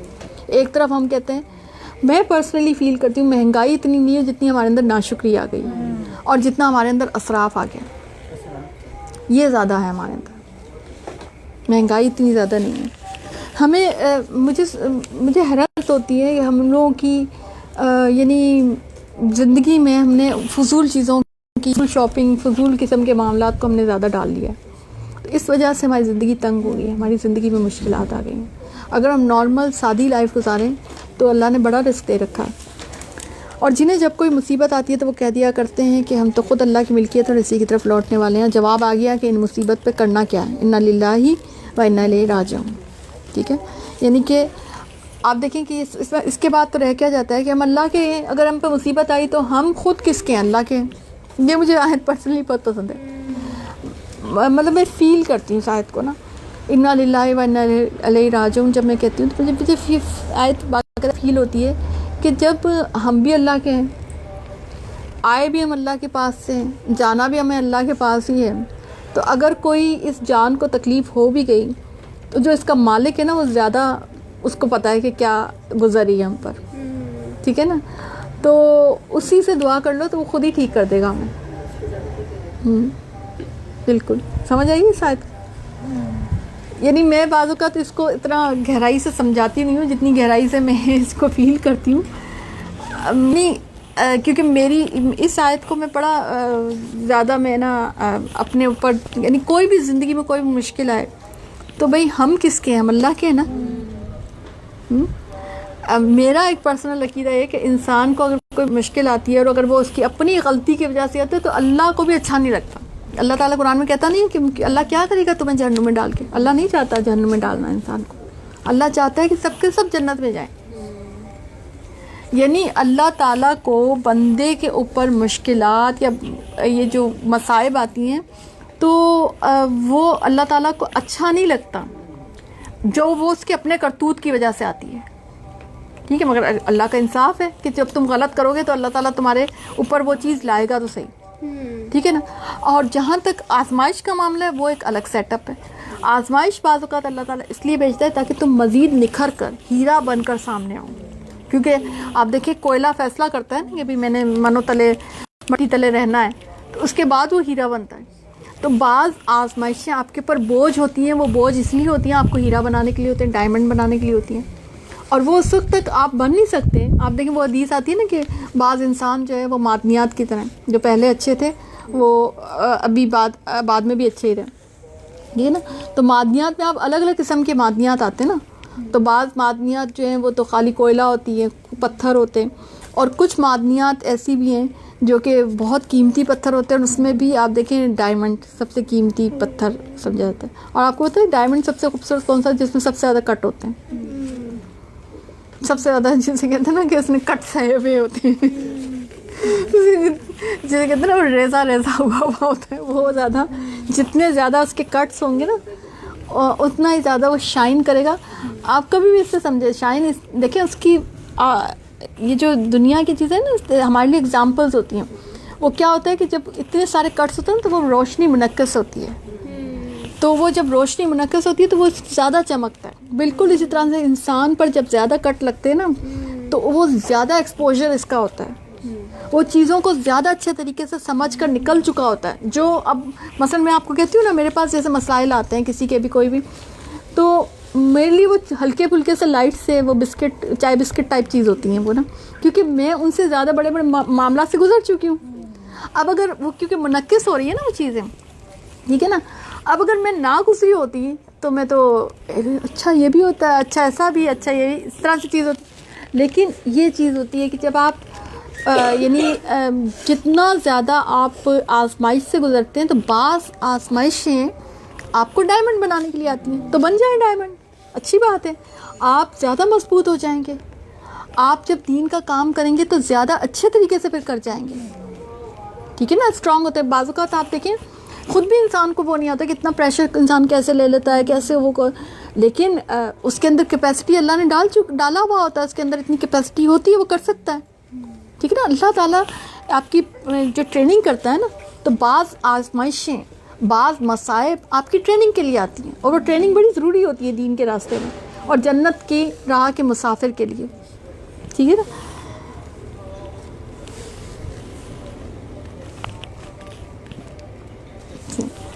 اور اس کے بعد ان پر ان کے رب کی نوازشیں اور رحمتیں, اور یہی لوگ ہدایت یافتہ ہیں. ٹھیک ہے. یعنی کہ جب وہ کہہ دیتے ہیں کہ ہم تو اللہ کے ہیں, اللہ کی طرف ہی جانا ہے, تو یعنی اپنے اس آیت کو تو میں بہت دفعہ سمجھا دوں, اس آیت کو پھر میں رک جاؤں گی. یعنی وہ اپنے لیے سافٹ کارنر نہیں رکھتے, وہ نازک جان نہیں ہوتے, وہ بڑے ہارڈ لوگ ہوتے ہیں کہ کیا ہو گیا اگر یہ مشکل آ گئی تو کیا ہو گیا, ہم اللہ کے لیے اللہ کی طرف ہی تو جانا ہے. اچھا ہے حق تو یہ کہ حق ادا نہیں ہوا, نہیں سمجھ بات کہ اچھا ہے حق تو ادا نہیں ہوا. ٹھیک ہے نا. کیا ہو گیا اگر اللہ کے راستے میں ہم پر یہ تھوڑی سی مشکل آ گئی تو کوئی بڑی بات نہیں ہے. ٹھیک ہے. یعنی دیکھیں ایک ہوتے ہیں لوگ جو بڑے ممی پاپا ٹائپ ہوتے ہیں, چلے میں اس طرح سمجھا دیتی ہوں. ٹھیک ہے. ان کو ذرا سا بھی کوئی لگ جائے نا, کوئی تکلیف ہو جائے تو وہ کہتے ہیں ہائے ہائے, ہمیں شور مچانا شروع کر دیں گے, ہائے ہائے یہ کیا ہو گیا ہمارے ساتھ, یہ ہو گیا وہ ہو گیا. ٹھیک ہے. اور ایک ہوتے ہیں بڑے سخت جان قسم کے ہوتے ہیں, ان کے اوپر اگر پہاڑ بھی گر جائے نا تو ان کو کوئی نہیں ہوتا, کچھ نہیں ہوتا, ٹھیک ہے صحیح ہے کوئی بات نہیں, گزر جائے گا, یہ بھی وقت گزر جائے گا. یہ وہ لوگ ہیں جو سخت جان قسم کے ہیں. اور مومن, یہاں پہ آپ دیکھیں مومن کو گزارا جا رہا ہے کہ آزمائشیں یہ آزمائشیں آ سکتی ہیں تم پر, اور یہ چینج ہو کے آئیں گی. ٹھیک ہے. کبھی کوئی آئے گی کبھی کوئی آئے گی. اچھا یہ بھی ہے, ورسٹیلٹی ہوتی ہے آزمائشوں میں, طرح طرح کی آزمائشیں آتی ہیں نا, تو طرح طرح کی آزمائشوں میں انسان تھوڑا انجوائے بھی کرتا ہے. مطلب یہ ایک ہی ہو نا تو بور ہو جائے. ٹھیک ہے نا. یہ ایک ہی ہے تو وہ چینج ہو کے آتی ہے نا, آپ چینج اس سے الگ قسم کی لرننگ ہوتی ہے آپ کی. یہ بھی میں نے فیل کیا کہ پہلے اگر ایک کام ہو گئی, ٹھیک ہے, آزمائش کا ایک پیریڈ ہوتا ہے اس کا, وہ آپ چاہے آزمائش ہے نا آپ کی, تو آپ کی دعا سے بھی ٹھیک ہے, آپ کے شور مچانے سے آپ کس چیز سے نہیں ہوگی، وہ صرف اس کا ایک علاج ہے صبر، خاموشی کے ساتھ اس کو سمجھ لیں، پہلے تو اس کو ایکسیپٹ کر لیں۔ بہت سے معاملات ایسے ہوتے ہیں کہ جب ہم ایکسیپٹ کر لیتے ہیں نا تو ویسے ہی وہ آدھے تو ویسے ہی سالو ہو جاتے ہیں، بھئی یہ تو ایسے ہی ہے چیز۔ مثلا آپ کا شوہر آپ کی آزمائش ہے، سپوز، اکثر بیشتر اس بات سے سب آنکھیں جو ہے نا کھل جائیں گی سب کی، سب کہیں گے ہاں ہاں ایسا ہی ہے ایسا ہی۔ اگر وہ ہے بس ایکسیپٹ کر لیں، بس ٹھیک ہے بھائی ہے، ٹھیک ہے، تو آدھا مسئلہ تو آپ کا ویسے ہی سالو ہو گیا آپ کا، بھئی یہ تو یہ ہے آزمائش ہے تو یہ ایسے ہی ہے تو یہ ایسے ہی رہے گا، اس کو ایسے ہی چلانا ہے، ٹھیک ہے نا، اب اس کا کوئی علاج نہیں، ٹھیک ہے، صحیح ہے۔ تو رب ابن لی عندک بیتا فی الجنت، یہ بھی تو آپ یاد رکھیں نا کہ اللہ کے ہاں مقام بھی حضرت آسیہ کا بہت بڑا تھا، کیونکہ ان کا شوہر آزمائش تھا ان کے لیے، اور کتنا بھی بڑا شوہر آزمائش ہو جائے فرعون تو نہیں ہو سکتا، ٹھیک ہے نا۔ تو یہ چیز ہے کہ اگر یعنی آپ کی آزمائش ہے تو وہ جب تک کہ اللہ نہیں چاہے گا نا تو وہ ہٹے گی نہیں، تو اس پہ شور مچانا، واویلا کرنا، اس کو برا بھلا کہنا، تو یہ نہیں ہو سکتا ہے وہ آپ کو جنت میں بلند درجے دینے کے لیے آئی ہو، تو دیٹس گڈ۔ دنیا کی زندگی اتنی ہوگی 10 سال 15 سال، تو اگر جنت کی زندگی اچھی ہو جائے تو یہ تو اچھی ہے، پھر داغ تو اچھے ہوتے ہیں، پھر وہ آزمائش تو اچھی ہوتی ہے، ٹھیک ہے نا۔ وہ کہتے ہیں نا کون سا صرف کا آتا ہے نا، صرف ایکسل، یہ بڑا پتہ ہے آپ کو، صرف ایکسل، صرف ایکسل، تو کہتے ہیں تو آزمائشیں اچھی ہوتی ہیں، مطلب میں پرسنلی فیل کرتی ہوں آزمائشیں، مصائب، کیونکہ آپ مومن کو کانٹا لگتا ہے تو اس کو اجر ملتا ہے اس کا، اور اس کے گناہ جو ہے وہ جھڑ جاتے ہیں۔ مومن کو کوئی آزمائش پہنچتی ہے اس کا درجہ بڑھ جاتا ہے جنت میں۔ تو اس لیے کبھی بھی یہ جو ہے نا آزمائشوں کو برا بھلا نہ کہا کرے، اللہ کی طرف سے ہے نا، تو اللہ تعالیٰ کو ہی کہا کرے، اللہ تعالیٰ بس یہ اگر ہے آزمائش تو اس میں مجھے سکھرو کر دے، مجھے کامیاب کر دے، اور اس کو جلد از جلد اس کو نکال لے، مجھے اس میں سے نکال لے، ٹھیک ہے نا۔ اور ان پر ان کے رب کی نوازشیں اور رحمتیں، یعنی اگر آپ یہ سلوک کریں گے، یہ رویہ روا رکھیں گے آزمائشوں کے ساتھ، تو پھر کیا ہوگا؟ اولئک علیہم صلوات من ربہم ورحمۃ واولئک هم المہتدون، یہ ہیں ہدایت یافتہ لوگ۔ یعنی صرف ہدایت یافتہ لوگ وہ نہیں ہوتے جو نماز پڑھنے والے اور روزہ رکھنے والے اور زکوٰۃ دینے والے، ہدایت یافتہ لوگ اپنے رویوں میں، اپنے اخلاق میں، اپنے کردار میں جو ہے نا وہ مومن ہوتے ہیں۔ یعنی صرف عبادات اچھی کر لینا اور آزمائشوں پہ شور مچانا، یا مصائب پر جو ہے وہ بدگمانی رکھ لینا، یا جو ہے برا رویہ اختیار کر لینا، یہ ہدایت یافتہ لوگوں کی نشانی نہیں ہوتی۔ ہمارے یہاں دیکھیں یہ معاملہ ہے نا کہ ہمیں ہدایت یافتہ، ہم سب بس یہ سمجھتے ہیں جو نماز پڑھ رہا ہے، جو روزہ رکھ رہا ہے، وہ ہدایت یافتہ ہے۔ ہدایت یافتہ وہ ہے جو کہ مشکلات سے بھی گزر رہا ہے مگر اس کے باوجود خاموش الحمدللہ کہہ رہا ہے، جس کے اوپر آ رہی ہیں آزمائشیں مگر اس کے باوجود وہ خاموش ہے اور اللہ کا حکم سمجھ کے قبول کر رہا ہے، ٹھیک ہے۔ صفا اور مروہ اللہ تعالیٰ کی نشانیوں میں سے، اس لیے بیت اللہ کا حج اور عمرہ کرنے والے پر ان کا طواف کر لینے میں کوئی گناہ نہیں، اپنی خوشی سے بھلائی کرنے والوں کا اللہ تعالیٰ قدردان اور انہیں خوب جاننے والا ہے۔ یعنی اور صفا اور مروہ کا بیچ میں ذکر اس لیے آیا ہے کہ وہ حج کی، آپ کو پتہ ہے جب حج ہوتا ہے اور عمرہ ہوتا ہے تو صفا اور مروہ کی جو ہے سعی ضروری ہوتی ہے نا، اور آپ دیکھیں اس سعی جو ہے حضرت ہاجرہ کی ایک جسے کہتے ہیں کہ کیفیت تھی کہ جب وہ حضرت اسماعیل کے پانی کے بندوبست کے لیے ادھر سے ادھر گئیں تو وہ 2 پہاڑیوں کے درمیان انہوں نے دوڑ لگائی تھی، تو وہ عمل اتنا پسند آیا اللہ تعالیٰ کو کہ وہ اب جب تک آپ نہ کریں تو آپ کا تو عمرہ نہیں ہوتا، تو آپ کا تو حج نہیں ہوتا، ٹھیک ہے نا۔ تو یہ ہے، یعنی کہ یہ رکن ہے۔ اور اس میں ایک چیز یہ بھی ہے کہ اس کے بھی ادھر ہے نا مشرکین مکہ نے بت بھی رکھے ہوئے تھے، تو یہ سوال بھی اٹھا تھا کہ کیا، کیونکہ اس سے پہلے یعنی اسلام جس طرح سے نبی کریم صلی اللہ علیہ وسلم لے کے آئے تھے، اس سے پہلے یہ بت رکھے ہوئے تھے، اور بتوں کی یعنی صحیح کرتے تھے تو بت بھی نائلہ اور عزا تھا شاید، تو وہ بت جو ہے نا وہ رکھے ہوتے تھے اور یہ صحیح کرتے تھے، اور ایک سارٹ آف یہ سیٹ اپ بنایا ہوا تھا۔ آپ کو پتہ ہے خانہ کعبہ کے اندر تک بت رکھے ہوئے تھے انہوں نے، تو یہ کون سی ان کے حیرت کی بات ہے۔ تو ان کو حیرت، ان کو اب ہوا کہ وہ ہم نے جو پہلے صحیح کیے تو کیا وہ غلط ہوئی ہے؟ تو ٹھیک ہے، اب اللہ تعالیٰ معاف کرنے والا ہے جو پہلے ہو گئی، ٹھیک ہے، اور اب اپنی خوشی سے بھلائی کرنے والا اللہ تعالیٰ قدردان ہے کہ اب تو ظاہر ہے اس کے بعد وہ بت ہٹا دیے گئے تھے، اور اب جو بھی صحیح کرتا ہے تو اس کے اوپر وہ چیز، کیونکہ اب وہ چیز نہیں ہے۔ جو لوگ ہماری اتاری ہوئی دلیلوں اور ہدایت کو چھپاتے ہیں، باوجود یہ کہ ہم اسے اپنی کتاب میں اور لوگوں کے لیے بیان کر چکے ہیں، ان لوگوں پر اللہ کی اور تمام لعنت کرنے والوں کی لعنت ہے۔ یہ بڑی اہم ہے کہ جو لوگ یعنی کہ اللہ کی ہدایت، اللہ کی کتاب، اللہ کے علم کو جو لوگ چھپاتے ہیں نا، ان پر لوگوں کی، اللہ کی اور تمام لعنت کرنے والوں کی لعنت ہے۔ استغفر اللہ، کتنی بڑی آیت ہے نا، سمجھا جائے تو۔ اور لوگ چھپاتے ہیں نا، علم کو چھپا رہے ہوتے ہیں، یعنی اپنے مفاد کے لیے جائز بات بتاتے نہیں اور ناجائز بات بتائیں گے، جو اپنے مفاد کی بات نہیں ہے وہ چھپا دیں گے، اور جو اپنے مفاد کی بات ہے وہ بتا دیں گے۔ آپ دیکھیں اب تو ہر جگہ یہی ایک ٹرینڈ بن گیا ہے۔ مگر وہ لوگ جو توبہ کر لیں اور اصلاح کر لیں اور بیان کر دیں تو میں ان کی توبہ قبول کر لیتا ہوں، اور میں توبہ قبول کرنے والا اور رحم اور کرم کرنے والا ہوں۔ یعنی جو توبہ کر لیں گناہ کے بعد، آپ دیکھیں ہر جگہ اللہ تعالیٰ کا ایک مزاج آپ کو پتہ چلتا ہے کہ کتنے بڑے گناہ کیے آپ نے، لیکن اگر آپ توبہ سچے دل سے کر لیں گے تو اللہ تعالیٰ توبہ قبول کرنے والا ہے۔ یقیناً جو کفار اپنے کفر میں مر جائیں ان پر اللہ تعالیٰ کی، فرشتوں کی اور تمام لوگوں کی لعنت ہے۔ یعنی کہ اگر کفر کرتے ہوئے، کفر کے دوران ہی مر گیا انسان تو پھر کوئی بچاؤ نہیں ہے، پھر تو سب کی لعنت ہے، جس میں ہمیشہ رہیں گے، نہ ان سے عذاب ہلکا کیا جائے گا نہ انہیں ڈھیل دی جائے گی، یعنی کوئی مہلت نہیں دی جائے گی۔ تم سب کا معبود ایک ہی معبود ہے، اس کے سوا کوئی برحق نہیں، وہ بہت رحم کرنے والا اور بڑا ہی مہربان ہے۔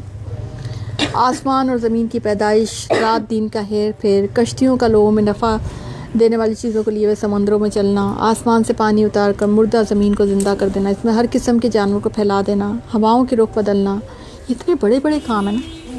اللہ تعالیٰ کہتے ہیں کہ اس میں عقل مندوں کے لیے قدرت الہی کی نشانی ہے، یہ آپ نہیں کر سکتے۔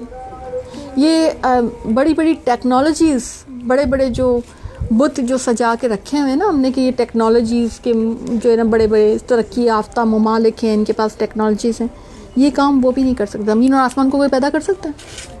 کیا کر سکتے ہیں؟ ایکسپلور ہی کر سکتے ہیں نا۔ جا کے مارس کیوروسٹی بنا رکھی ہے، کیوروسٹی چھوڑی ہوئی ہے انہوں نے، ایک چاند گاڑی ٹائپ چیز ہے کیوروسٹی کا، مت پتہ ہے آپ کو؟ مارس پہ بھیجی ہوئی ہیں انہوں نے ناسا نے، اور کافی پہلے، کافی عرصے، اب تو خیر کافی عرصے سے وہی ہیں، کافی پہلے، اور وہ وہاں سے کچھ کلیکشن کر کے بھیجتی ہے، وہ مٹی بیرن ہے، یہ ہے، بس یہ کام کرتی رہتی ہے۔ اتنا ہی کر سکتی ہے نا، مارس بنا نہیں سکتی۔ بنایا کس نے؟ اللہ نے بنایا نا۔ یعنی میں حیران ہوتی ہوں کہ اتنی بڑی بڑی ٹیکنالوجیز کو لوگ پڑھ بھی رہے ہوتے ہیں، سمجھ رہے ہوتے ہیں، لیکن آپ دیکھیں کہ پھر بھی جو ہے آ نہیں رہے ہوتے حق کی طرف، توحید کی طرف، ہے نا حیرت کی بات۔ استغفر اللہ۔ بعض لوگ ایسے بھی ہیں جو اللہ کے شریک اوروں کو ٹھہرا کر ان سے ایسی محبت کرتے ہیں جیسی محبت اللہ سے ہونی چاہیے۔ یہ بھی ایک بڑا رویہ ہے اور بہت کامن ہے، اور ہمارے معاشرے میں تو بہت ہی کامن ہے۔ اور میں کہتی ہوں کہ سب سے زیادہ افسوسناک یہ رویہ ہے کہ انسان اللہ سے زیادہ کسی سے محبت کرے، مگر ہمارے معاشرے میں یہ کتنا بڑا ہے نا، بلکہ نا لوگ مانتے بھی نہیں ہیں۔ ایسے لوگ ایک تو ویسے ہی ناپید ہیں جو اللہ سے محبت کریں سب سے زیادہ، سیکنڈلی اگر وہ کرنے لگیں اور کبھی وہ شو کر دیں تو لوگ ان کا مذاق اڑانا شروع کر دیتے ہیں۔ مگر حقیقتاً ڈیمانڈ آپ سے یہی ہے کہ آپ اللہ سے سب سے زیادہ محبت کریں، اور اللہ ہے، میں اس پہ جسٹیفیکیشن دیتی ہوں، مطلب میں یہ بات نہیں ہے کہ صرف آیت پڑھ کر میں بیان کر رہی ہوں اور میں کہتی ہوں کہ نہیں ہے نا بس قرآن میں لکھا تھا۔ میں کہتی ہوں کہ آپ اپنی لائف کو کبھی پیچھے مڑ کے دیکھ لیں، کبھی آپ اس کو تھوڑا سا ٹھہر کے آپ اس کو سوچ کے دیکھ لیں، جب آپ کے ساتھ کوئی بھی نہیں ہوتا نا تب آپ کے ساتھ اللہ تعالیٰ ہوتا ہے۔ مشکل وقت میں جب سب ساتھ چھوڑ جاتے ہیں نا، اللہ آپ کا تب بھی نہیں ساتھ چھوڑتا۔ میں نے پرسنلی فیل کیا کہ اللہ سے زیادہ آپ کا کیئر ٹیکر، آپ سے محبت کرنے والا، آپ کا خیال رکھنے والا کوئی بھی نہیں، اللہ سے زیادہ کوئی بھی نہیں ہے۔ تو پھر ہم کیوں نہ اللہ سے محبت کریں؟ جب اللہ نے پروف بھی کر دیا، یعنی ایک تو ہوتا ہے آیت سمجھ کے ہم نے آگے بیان کرتی بھئی ہم یہ آیت لکھی ہے بھائی ٹھیک ہے، اب تو ایکسپیرینس ہے، پھر اس کے بعد ہم کیسے اللہ کی محبت میں پیچھے ہوں؟ قرآن میں اللہ تعالیٰ کہتا ہے کہ میں جو سب سے زیادہ تمہارے لیے جو ہے نا ایسا ہونا چاہیے کہ سب سے زیادہ ان دنیا کی جتنی بھی چیزیں اس کا مفہوم کچھ ایسا ہے کہ سب سے زیادہ تمہیں میں محبوب ہونا چاہیے۔ نبی کریم صلی اللہ علیہ وسلم نے کہا تھا کہ اس وقت تک تمہارا ایمان مکمل نہیں جب تک میں تمہارے لیے سب سے زیادہ محبوب نہ ہو جاؤں۔ تو یہ بھلے اس کو آزما لیں، اگر آپ آزمائیں گے نا آپ کو واقعی آیت نا 100% صحیح لگے گی کہ واقعی اللہ ہی سب سے زیادہ ہمارا پیارا ہے، سب سے زیادہ۔ میں تو اس کو 100% اس پہ دل سے ایمان رکھتی ہوں کہ اللہ سے زیادہ ہمارا خیر خواہ، اللہ سے زیادہ ہمیں سنبھالنے والا، اللہ سے زیادہ ہمیں ایک محبت سے رکھنے والا، پالنے والا، اللہ سے زیادہ کوئی بھی نہیں ہے۔ تو پھر ہم کیوں نہ اللہ کی طرف آئیں؟ پھر تو ہم اللہ کی کلام کی طرف تو آنا ہی چاہیے نا۔ پھر بھی ہم کہیں کہ ہم دورہ قرآن نہیں کریں گے، پھر بھی ہم کہیں کہ اللہ کی بات نہیں سنیں گے، اللہ کے کلام کو نہیں پڑھیں گے۔ اللہ سے زیادہ تو ہمارے لیے کوئی بھی نہیں ہے، اور اس کا رشتہ اور ہمارا رشتہ اتنا اٹوٹ ہے، شروع سے بنا ہے اور اینڈ تک اسی کے ساتھ رشتہ چلتا جائے گا۔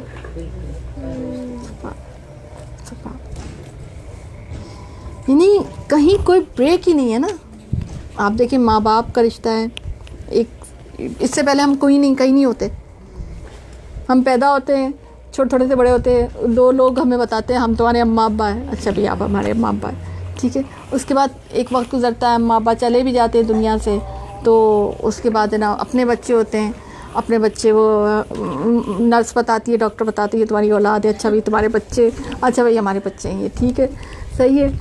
تو یعنی آپ دیکھیں کہ یہ سارے رشتے، پھر ان رشتوں میں بریکس آتے ہیں، پھر ان کی اپنی لائف شروع ہو جاتی ہے، پھر وہ ماں باپ شاید پیچھے رہ جاتے ہیں نا، تو یہ پھر ان کے بچے ہوتے ہیں، پھر ہم ان سے محبت کرتے ہیں، چینجز ہوتی رہتی ہیں، مگر ایک رشتہ جو ہے۔ اور پھر آپ دیکھیں موت ایک بہت بڑی حقیقت ہے، کبھی کوئی جا رہا ہے دنیا سے، کبھی کوئی رہ رہا ہے، کوئی جا رہا ہے، تو یہ بھی تو چیز ہے۔ تو آپ دیکھیں کہ اس سب میں جو رشتہ کبھی نہیں ٹوٹ رہا ہے وہ ہے آپ کا اور آپ کے رب کا رشتہ۔ مجھے بڑی حیرت ہوتی ہے، سچی بتا رہی ہوں، مجھے بڑی، جب کوئی لوگ یعنی قرآن سے نہیں جڑ رہے ہوتے، ان کے پاس قرآن کے لیے ٹائم نہیں ہوتا، یا ان کے پاس کلاس کے لیے ٹائم نہیں ہوتا، تو کون سی ایسی بزنس ہے جو آپ کے لیے اللہ سے زیادہ امپورٹنٹ ہے؟ مجھے بتاؤ تو صحیح کون سی ایسی بزنس۔ میں تو نہیں پرسنلی فیل کرتی، مجھے تو اگر فارغ کر دے نا تو میں تو سارے وقت میں تو قرآن کی کلاس ہی لیتی ہوں۔ مجھے تو اتنی بڑی امپورٹنٹ بات لگتی ہے کہ قرآن کی کلاس کتنی بڑی امپورٹنٹ بات ہے، کتنا اچھا لگتا ہے اللہ کی باتیں کرنا، رکنا ہی مشکل ہو جاتا ہے۔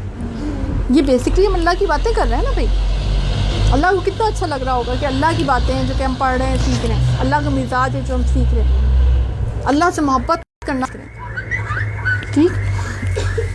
اللہ بندوں کا جو رشتہ ہے نا سب سے اوپر درجے پہ، اللہ سے زیادہ آپ کا خیر خواہ ہو ہی نہیں سکتا۔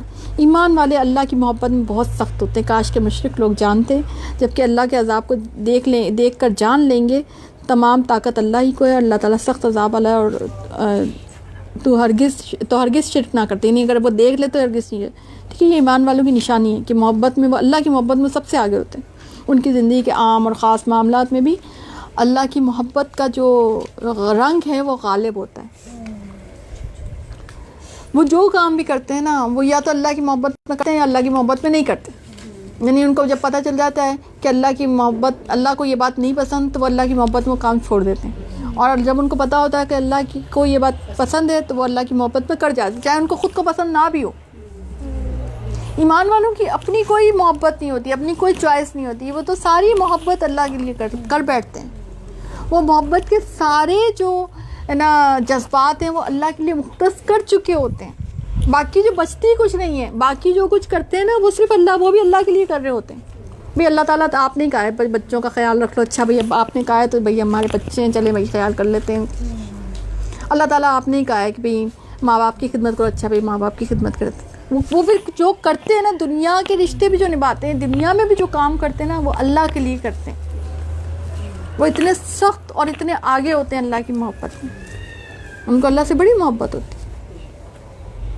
یہ تو بڑی پیاری آیت ہے۔ میں مطلب مجھ سے آگے بڑھنا مشکل ہے، لیکن تھوڑا سا تو بڑھتی ہوں، اس پہ تو پورا ایک سیشن ہو سکتا ہے الگ سے نا، کہ اللہ کی محبت کیا چیز ہے، بہت ہی پیارا ہے۔ اور یہ تو ہم یہاں بیٹھ کے باتیں کر رہے ہیں، سوچیں جب اللہ کے سامنے حاضر ہوں گے اور جنت میں، سوچیں اللہ کی محبت کیا چیز ہوگی جب اللہ کو دیکھیں گے، جب اللہ رضامندی اپنی شو کرے گا اور اللہ تعالیٰ جنت میں اپنا جلوہ دکھائے گا، اس وقت سبحان اللہ کیا مقام ہوگا۔ تو اللہ کی محبت سب سے زیادہ غالب ہونی چاہیے۔ انسان، میں بتاؤں آپ کو، ایک ایسا سراپا ہونا چاہیے، ایک ایسے گلاس کی مانند ہونا چاہیے جس سے اللہ کی محبت گر رہی ہو، جس کو دیکھ کر لگے کہ یہ اللہ سے محبت کرنے والا بندہ ہے، جس کو دیکھ کر اور لوگوں کو اللہ سے محبت ہو جائے کہ یہ اتنی محبت کرتا ہے، جس کی باتیں سن کر لوگوں کو اللہ سے محبت ہو جائے۔ مومن تو ایسا ہونا چاہیے، مومن ایسا ہی ہوتا ہے۔ اللہ تعالیٰ تو قبول کر اور ہمیں اور اپنی محبت میں آگے بڑھا، آمین۔ جس وقت پیشوا لوگ اپنے تابع داروں سے بیزار ہو جائیں گے، کب ہوگا؟ قیامت کے دن۔ یعنی جن کی تابع داری کر رہے ہوں گے نا، وہ ان سے بیزار ہوں گے، وہ ان سے بیزار ہوں گے، سب آپس میں جنگیں لڑائیاں چل رہی ہوں گی۔ قیامت کے دن ایک ایسا بھی سین ہوگا کہ صرف توحید والوں میں جو ہے نا خلوص ہوگا، جو توحید پر ہوں گے وہ آپس میں ایک دوسرے کو سپورٹ بھی کریں گے، ایک دوسرے سے خوش ہوں گے، اور اسی جنت کی جو وادی ہوگی تو اس میں سب جو ہے نا مزے سے بیٹھے ہوں گے۔ لیکن جو لوگ باطل پر اکٹھے ہوئے ہوں گے، آپ دیکھیں دنیا میں بھی وہ اکٹھے نہیں ہوتے، دنیا میں بھی ان کے اختلافات چلتے رہتے ہیں، مگر دوزخ میں جا کے اور ان کے اختلافات چلیں، وہ ادھر بھی لڑتے ہی رہیں گے۔ وہ کہیں گے تم نے ہمیں غافل کیا، وہ کہیں گے تم نے ہمیں غافل کیا، وہ ایک دوسرے کو الزام تراشی کریں گے۔ ایک اور بات، الزام تراشی کرنا جو ہے وہ بھی مومن کا عمل نہیں ہوتا ہے، دوزخ والوں کا عمل ہوتا ہے، شیطان کا عمل ہوتا ہے۔ شیطان نے الزام لگایا تھا نا، شیطان نے کہ یہ اس لیے کہ جو ہے نا اغویتنی، اللہ تعالیٰ تو نے مجھے جو ہے نا وہ نعوذ باللہ، اس نے یاد ہے اس نے کیا کہتا ہے کہ اللہ نے نعوذ باللہ مجھے جو ہے نا دھوکہ دیا، اللہ نے نعوذ باللہ میرے ساتھ کیا۔ تو یہ شیطان کا معاملہ ہوتا ہے کہ شیطان جو ہے الزام تراشی کرتا ہے۔ مومن جو ہوتا ہے نا اپنے فیصلوں کو، اپنی چیزوں کو آن کرتا ہے، غلطی بھی ہے تو آن کر لیتا ہے۔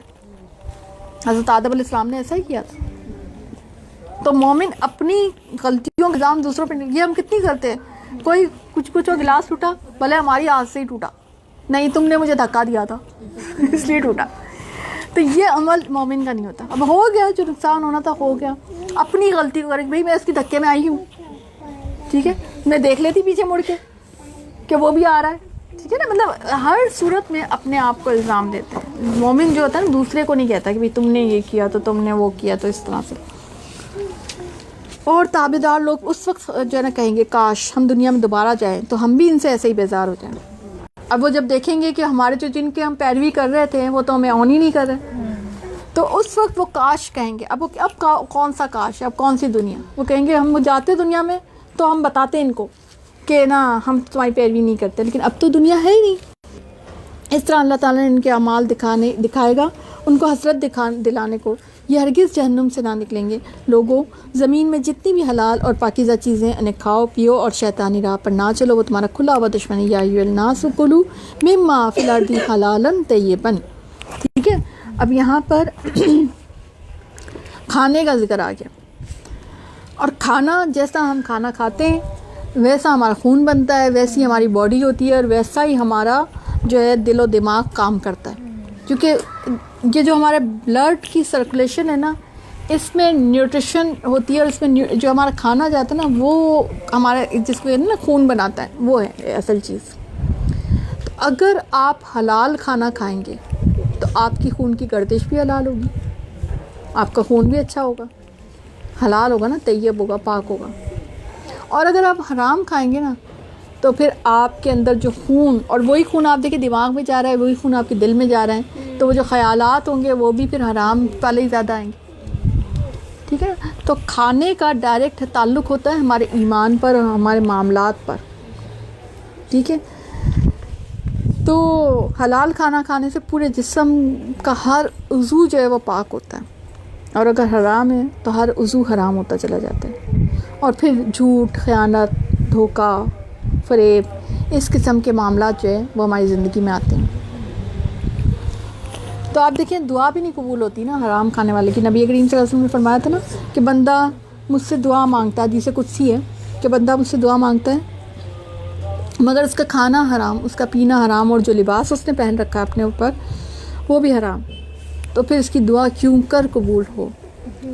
یعنی کہ دعا کی قبولیت سے بھی آپ جاتے ہیں. بعض اوقات دعا اس لیے بھی نہیں قبول ہو رہی ہوتی کہ آپ حرام کھا پی رہے ہوتے ہیں. اور پھر آگے جو ہے اس کے بعد آ رہا ہے کہ وہ تمہیں شیطان کا ذکر آ رہا ہے کہ شیطان کی راہ پر نہ چلو، وہ تمہارا کھلا دشمن ہے. انہو لکم عدو مبین، یعنی کہ اس کو اوپن بھی کر لیا. ایک ہوتے نا جو ہوتے ہیں نا آستین کے سانپ ہوتے ہیں، تو وہ کیونکہ آستین میں چھپے ہوئے ہوتے ہیں تو وہ نظر نہیں آتے. مگر شیطان کا معاملہ یہ ہے کہ اللہ تعالیٰ نے واضح طور پہ بتا دیا کہ وہ تمہارا دشمن ہے. اب اس کے بعد بھی اگر ہم اس سے نہ بچیں تو یہ ہماری بے وقوفی ہوگی. انما یامرکم بالسوء والفحشاء، وہ تمہیں برائی اور بے حیائی کا اور اللہ تعالیٰ پر ان باتوں کے کہنے کا حکم دیتا ہے جس کا تمہیں علم نہیں ہے. یعنی وہ تمہیں ہم بری بات کا ہی حکم دیتا ہے اور تم اس کی بات مانتے ہو. ان سے جب بھی کہا جاتا ہے اللہ تعالیٰ کی اتاری ہوئی کتاب کی تابعداری کرو تو وہ جواب دیتے ہیں ہم تو اس طریقے کی پیروی کریں گے جس پر ہم نے اپنے باپ دادوں کو پایا. یعنی کہ جو اس کو فالو کرنے والے لوگ ہوتے ہیں، اور اسپیشلی مشرکین مکہ کا بھی ذکر ہے یہاں پہ کہ ان کو جب کہا جاتا ہے کہ اللہ کی کتاب کی پیروی کرو تو وہ کہتے ہیں کہ نہیں، جو جس پہ چلے آ رہے ہیں ہم اسی کو پکڑ کے بیٹھے رہیں گے. آپ دیکھیے ہمارے معاشرے میں یہ رویہ بہت زیادہ ہے کہ ہم بدعات کو اس لیے چھوڑ نہیں سکتے. ہم اس کو جو شگن سمجھتے ہیں کہ نہیں، جو پہلے ہمارے پرکھوں سے چلا آ رہی ہے، جو روش چلی آ رہی ہے، جو چاہے وہ غلط ہی کیوں نہ ہو. تو کیونکہ آگے ہے کہ گو ان کے باپ دادے بے عقل اور گم کردہ راہ والے ہی ہوں. یعنی کہ ہو سکتا ہے وہ غلطی پر ہوں، وہ اس کو ایکسیپٹ نہیں کرتے بلکہ وہ کہتے ہیں نہیں بس ہم جو ہے نا اپنے باپ دادوں کے دین پر ہی چلیں گے. تو یہ جو رویہ ہے، یہ جو دلیل ہے، یہ کام نہیں آئے گی، بلکہ حق جو ہے اس پر چلنا جو کام ہونا یہ چاہیے کہ اگر کوئی ماں باپ دادوں سے غلطی ہوئی ہے تو ہم ان کے لیے بھی دعا کریں کہ اللہ تعالیٰ ان کی بھی مغفرت فرمائے اور ہم اب ٹھیک ہو جائیں، کم از کم ہم تو ٹھیک ہو جائیں. کفار کی مثال ان جانوروں کی طرح ہے جو اپنے چرواہوں کی صرف پکار اور آواز کو ہی سنتے اور سمجھتے ہیں. وہ بہرے، گونگے اور اندھے، یعنی زبان جو ہے نا نہیں جانتے، صرف انداز سے سمجھتے. ایک تو بات، دوسری بات یہ ہے کہ وہ ان کو جانوروں سے ملایا گیا ہے کفار کو، کہ کفار جیسے جانور ہوتا ہے نا انسان، جیسے کوئی جانور ہوتا ہے وہ اس طرح کے کہ اپنے دل اور دماغ سے نہیں سوچتے.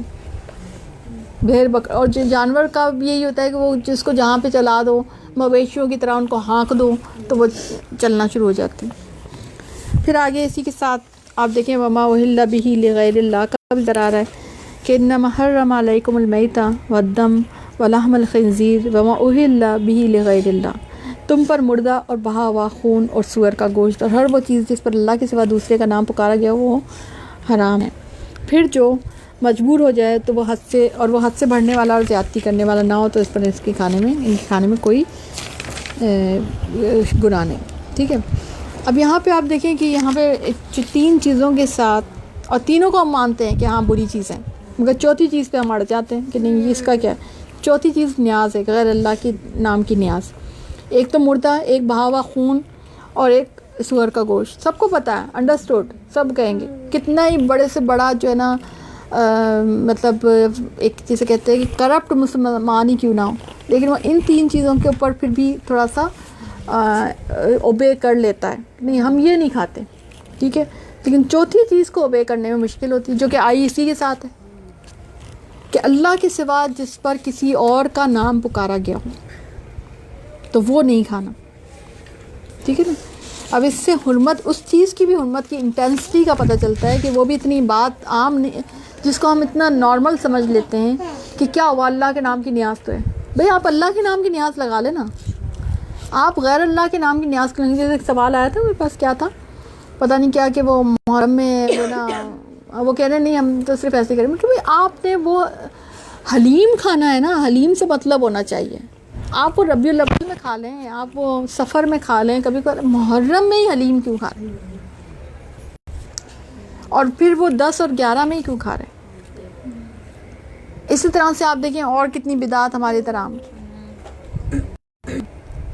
تو کھانے پینے کا جہاں وہ 11ویں شریف کا بھی آپ دیکھ لیں, 11ویں کا آپ نے کھانا کھلانا ہے نا, سیدھا سیدھا کھانا کھلاتے ہیں.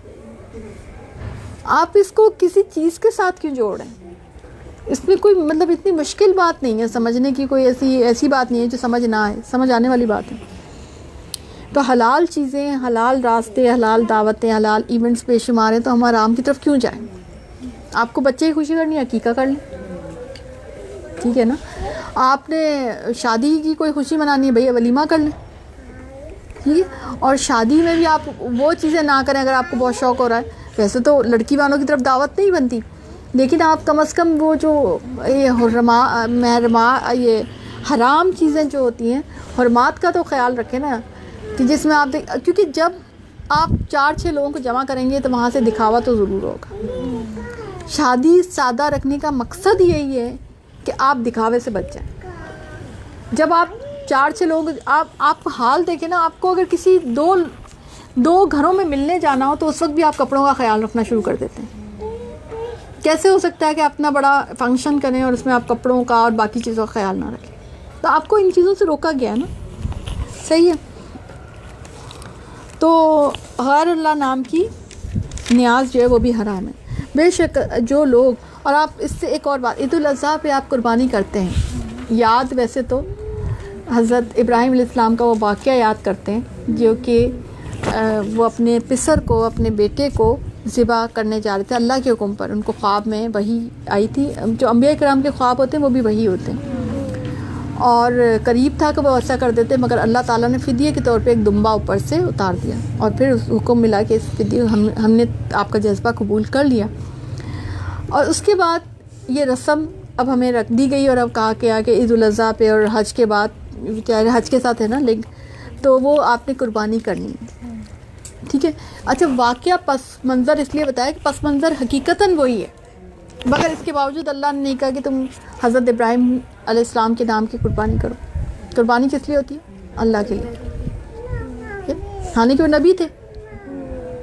جب اتنا بڑا معاملہ ہے اس میں بھی ہمیں یہ نہیں کہا گیا کہ آپ ان کے نام کی قربانی کر دیں, حالانکہ وہ اللہ کو بہت پسند تھے. حنیف کا جو ہے وہ ایک ٹائٹل دیا گیا تھا, خلیل کا ٹائٹل دیا گیا تھا, مگر اس کے باوجود ان کے نام کے لیے نہیں کہا گیا ان کے نام. تو پھر کیسے ہو سکتا ہے کہ ہم کسی اور کے نام پر کریں؟ بڑی سمپل سی بات ہے, نہ سمجھ آنے والی بات بہرحال نہیں ہے, سمجھ آنے والی بات ہے. بے شک جو لوگ اللہ کی اتاری ہوئی کتاب کو چھپاتے ہیں, اسے تھوڑی تھوڑی قیمت پہ بیچتے ہیں, یقین مانو یہ اپنے پیٹ میں آگ بڑھ رہے ہیں. یہ ہوا کرتے تھے, میں نے آپ کو پہلے ہی بتایا تھا کہ وہ فتوے بھی جو ہے بانٹ دیا کرتے تھے, پیسے ہوتے تھے ان کی ہر چیز کی, تو اسی کی طرف ذکر ہے. اور وہ تورات میں چینجز بھی کرتے, اور ان کے سرٹیفکیٹس ہوتے تھے کہ بھئی ٹھیک ہے یہ فتویٰ چاہیے, یہ فتویٰ مل جائے گا آپ کو اپنی مرضی کا. آج بھی آپ دیکھیں علماء کرام نے اس کو بزنس بنا رکھا ہے کہ یہ فتویٰ چاہیے, یہ فتویٰ مل جائے گا, لیکن اس کے اتنا ہدیہ ہوگا, یہ بھی چیزیں ہو رہی ہوتی ہیں, یا یہ کام ہو جائے گا, یہ چیز ہو جائے گی. آپ دیکھیں دین کو بزنس, بہرحال سمجھنے کی بات یہ ہے کہ دین کو آپ بزنس نہیں بنا سکتے. دین جو ہے وہ ویسے ہی رہے گا. اور ساری اچھائی مشرق اور مغرب کی طرف منہ پھیرنے میں نہیں ہے, بلکہ حقیقتاً اچھا وہ شخص ہے جو اللہ تعالیٰ پر, قیامت کے دن کی فرشتوں پر, کتاب اللہ اور نبیوں پر ایمان رکھنے والے, جو مال سے محبت کرنے کے باوجود قرابت داروں, یتیموں, مسکینوں اور مسافروں اور سوال کرنے والوں کو دے. ٹھیک ہے, یعنی کہ یہاں پر پیچھے وہ واقعہ گزر چکا ہے نا, تو کر کے تو ہم نماز پڑھتے ہیں. حقوق کی ادائیگی میں اور حقوق العباد کی ادائیگی بھی پوری لسٹ آ رہی ہے, ٹھیک ہے نا. تو صرف ایک نماز کا معاملہ ہے کہ جس میں کہ کیونکہ نظم و ضبط کے لیے آپ سوچیں نا کہ آپ کا قبلہ نماز باجماعت ہو کیسے. اللہ تعالیٰ نے یہ نہیں کہ آپ خانہ کعبہ میں بھی ایون ہو یا خانہ کعبہ کی طرف جو رخ کرتے تو آپ پرستش نہیں کر رہے ہوتے خانہ کعبہ کی. آپ کو نظم و ضبط کے لیے سکھایا گیا کہ آپ اس کی طرف رخ کر کے نماز پڑھیں, ٹھیک ہے نا.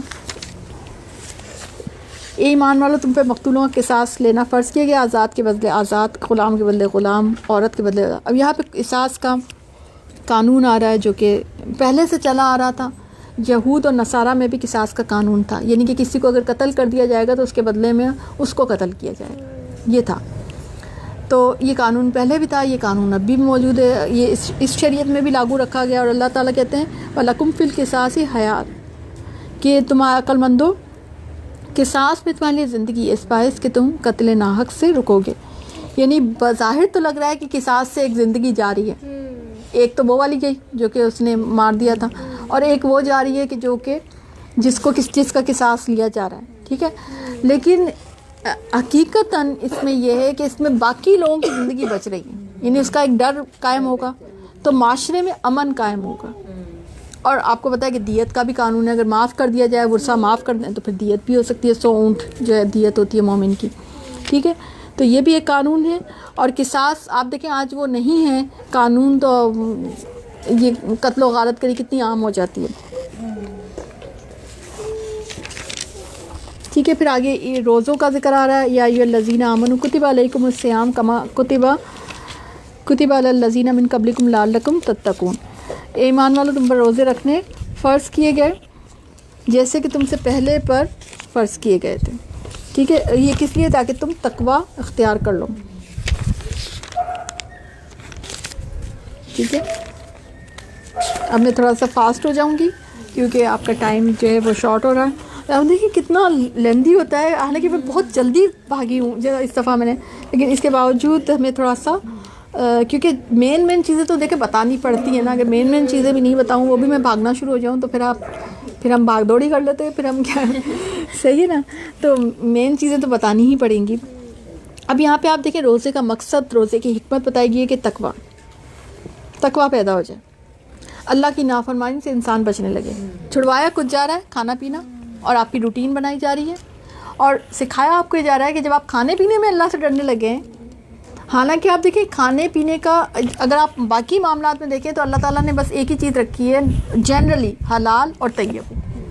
ٹھیک ہے، یہ صرف روزے میں ہی ہے کہ آپ نے اس میں جو ہے نا یعنی اس وقت بند کر دینا ہے اور اس وقت آپ نے افطار کر لینا ہے. صرف ایک وہاں، باقی اور کہیں بھی اللہ تعالیٰ نے یعنی ایسی شرائط نہیں لگائی کہ جہاں پہ آپ کو یعنی الگ الگ جگہوں کے الگ الگ جو ہے ڈشز ہوتی ہیں، تو کوئی خاص ڈش نہیں کہا گیا کہ نہیں بس یہی ڈش کھانی ہے، وہ ڈش نہیں کھانی. آپ دیکھیں ہر ایک کی اپنا کلچر ہوتا ہے نا. ٹرکش کلچر الگ ہے، پاکستانی کلچر الگ ہے. آپ مصر میں چل جائیں، وہاں پہ کلچر الگ آپ کو نظر آئے گا ہر جگہ. تو کلچرل جو ایک ورسٹیلٹی ہے اس کو اللہ تعالیٰ نے کہیں بھی منع نہیں کیا. لباس کا معاملہ بھی ایسا ہی ہے، سطر کا خیال رکھنا ہے بیسکلی. ٹھیک ہے نا، تو اس لیے لباس کسی کا بھی آپ کو اس طرح سے حرمت نہیں نظر آئے گی یہ انگریز کا لباس ہے تو یہ مسلمان کا یہ اس طرح سے، وہ ہم نے اپنی بنا رکھی ہے. ٹھیک ہے، ہاں اگر ہے تو پھر اس میں مسنوٹ وہ معاملہ دیکھ لیں کہ جو نبی کریم صلی اللہ علیہ وسلم جیسا پہنا تو وہ آپ کرنا چاہیں تو وہ ایک الگ چیز ہے. ادروائز کسی لباس کو اس طرح سے نہیں کہا گیا، بلکہ اس میں کہ سطر کو ڈھانکنا. اسی طرح سے کھانے پینے میں اللہ تعالیٰ نے یہ کہا ہے کہ وہ کھانا جو ہے 2 ہی شرطیں حلال ہو اور طیب ہو. مگر روزہ ایک واحد چیز ہے کہ جس میں آپ کو ٹائم کی بھی پابندی کرنی پڑتی ہے. ٹھیک ہے، یعنی جلیبی حلال ہے مگر آپ جو ہے جب آپ کا روزہ بند ہو گیا، سحری کا وقت ہو گیا تو آپ جلیبی نہیں کھا سکتے. ٹھیک ہے، یہ ایک چیز. اب یہ کس لیے؟ یہ بڑی جیسے کہتے ہیں نا سوفسٹیکیٹڈ قسم کی ٹریننگ ہے جو آپ کی ہونی ہوتی ہے اس میں، کہ آپ کھانے پینے میں بھی اب آپ پابندی کریں. 30 دن جو ہے نا کھانے پینے کی بھی پابندی کریں گے. چیز حلال ہے، طیب بھی ہے، مگر کیونکہ سحری کا وقت ختم ہو چکا ہے تو پھر اب آپ کھا نہیں سکتے. اتنی سختی آ گئی. 30 دن آپ کی ٹریننگ. اب یہ کس لیے؟ اللہ کو ہمارے کھانے پینے سے مطلب نہیں ہے. اللہ یہ سکھانا چاہتا ہے، آپ کی ٹریننگ یہ ہے کہ اب آپ جب کھانے پینے میں جس میں کہ آپ بعض اوقات یعنی کہ ایسی بھی چیز ہوتی ہے کہ آپ کا دل بھی چاہ سکتا ہے اور وہ کوئی ایسی بری چیز بھی نہیں، مگر اس کے باوجود آپ نے اپنے نفس کو کنٹرول کر لیا. نہیں سحری کا وقت ختم ہو گیا، اب تو نہیں کر سکتے. ٹھیک ہے، ہو سکتا ہے آپ کو روزہ لگ رہا ہو، ٹھیک ہے، بار بار فریج کے آگے سے گزر رہے ہو، مگر اب آپ پانی نہیں پی سکیں گے. فریج کے آگے سے گزر جائے بے شک، لیکن آپ نے نفس کو کنٹرول کرنا ہے، پانی تو نہیں پئیں گے آپ. ٹھیک ہے، تو یہ آپ کو سکھا کر آپ کو یہ سکھایا جا رہا ہے کہ اللہ سے ڈرنے میں ایسا عمل کرنا کہ بھئی یہ اللہ کی جو ہے مرضی کی چیز نہیں ہے تو میں نے یہ کام نہیں کرنا، یہ اللہ کی مرضی کی چیز ہے تو میں یہ کام کر لیتی ہوں. یہ ہے اصل میں ہمیں سکھایا جا رہا ہے.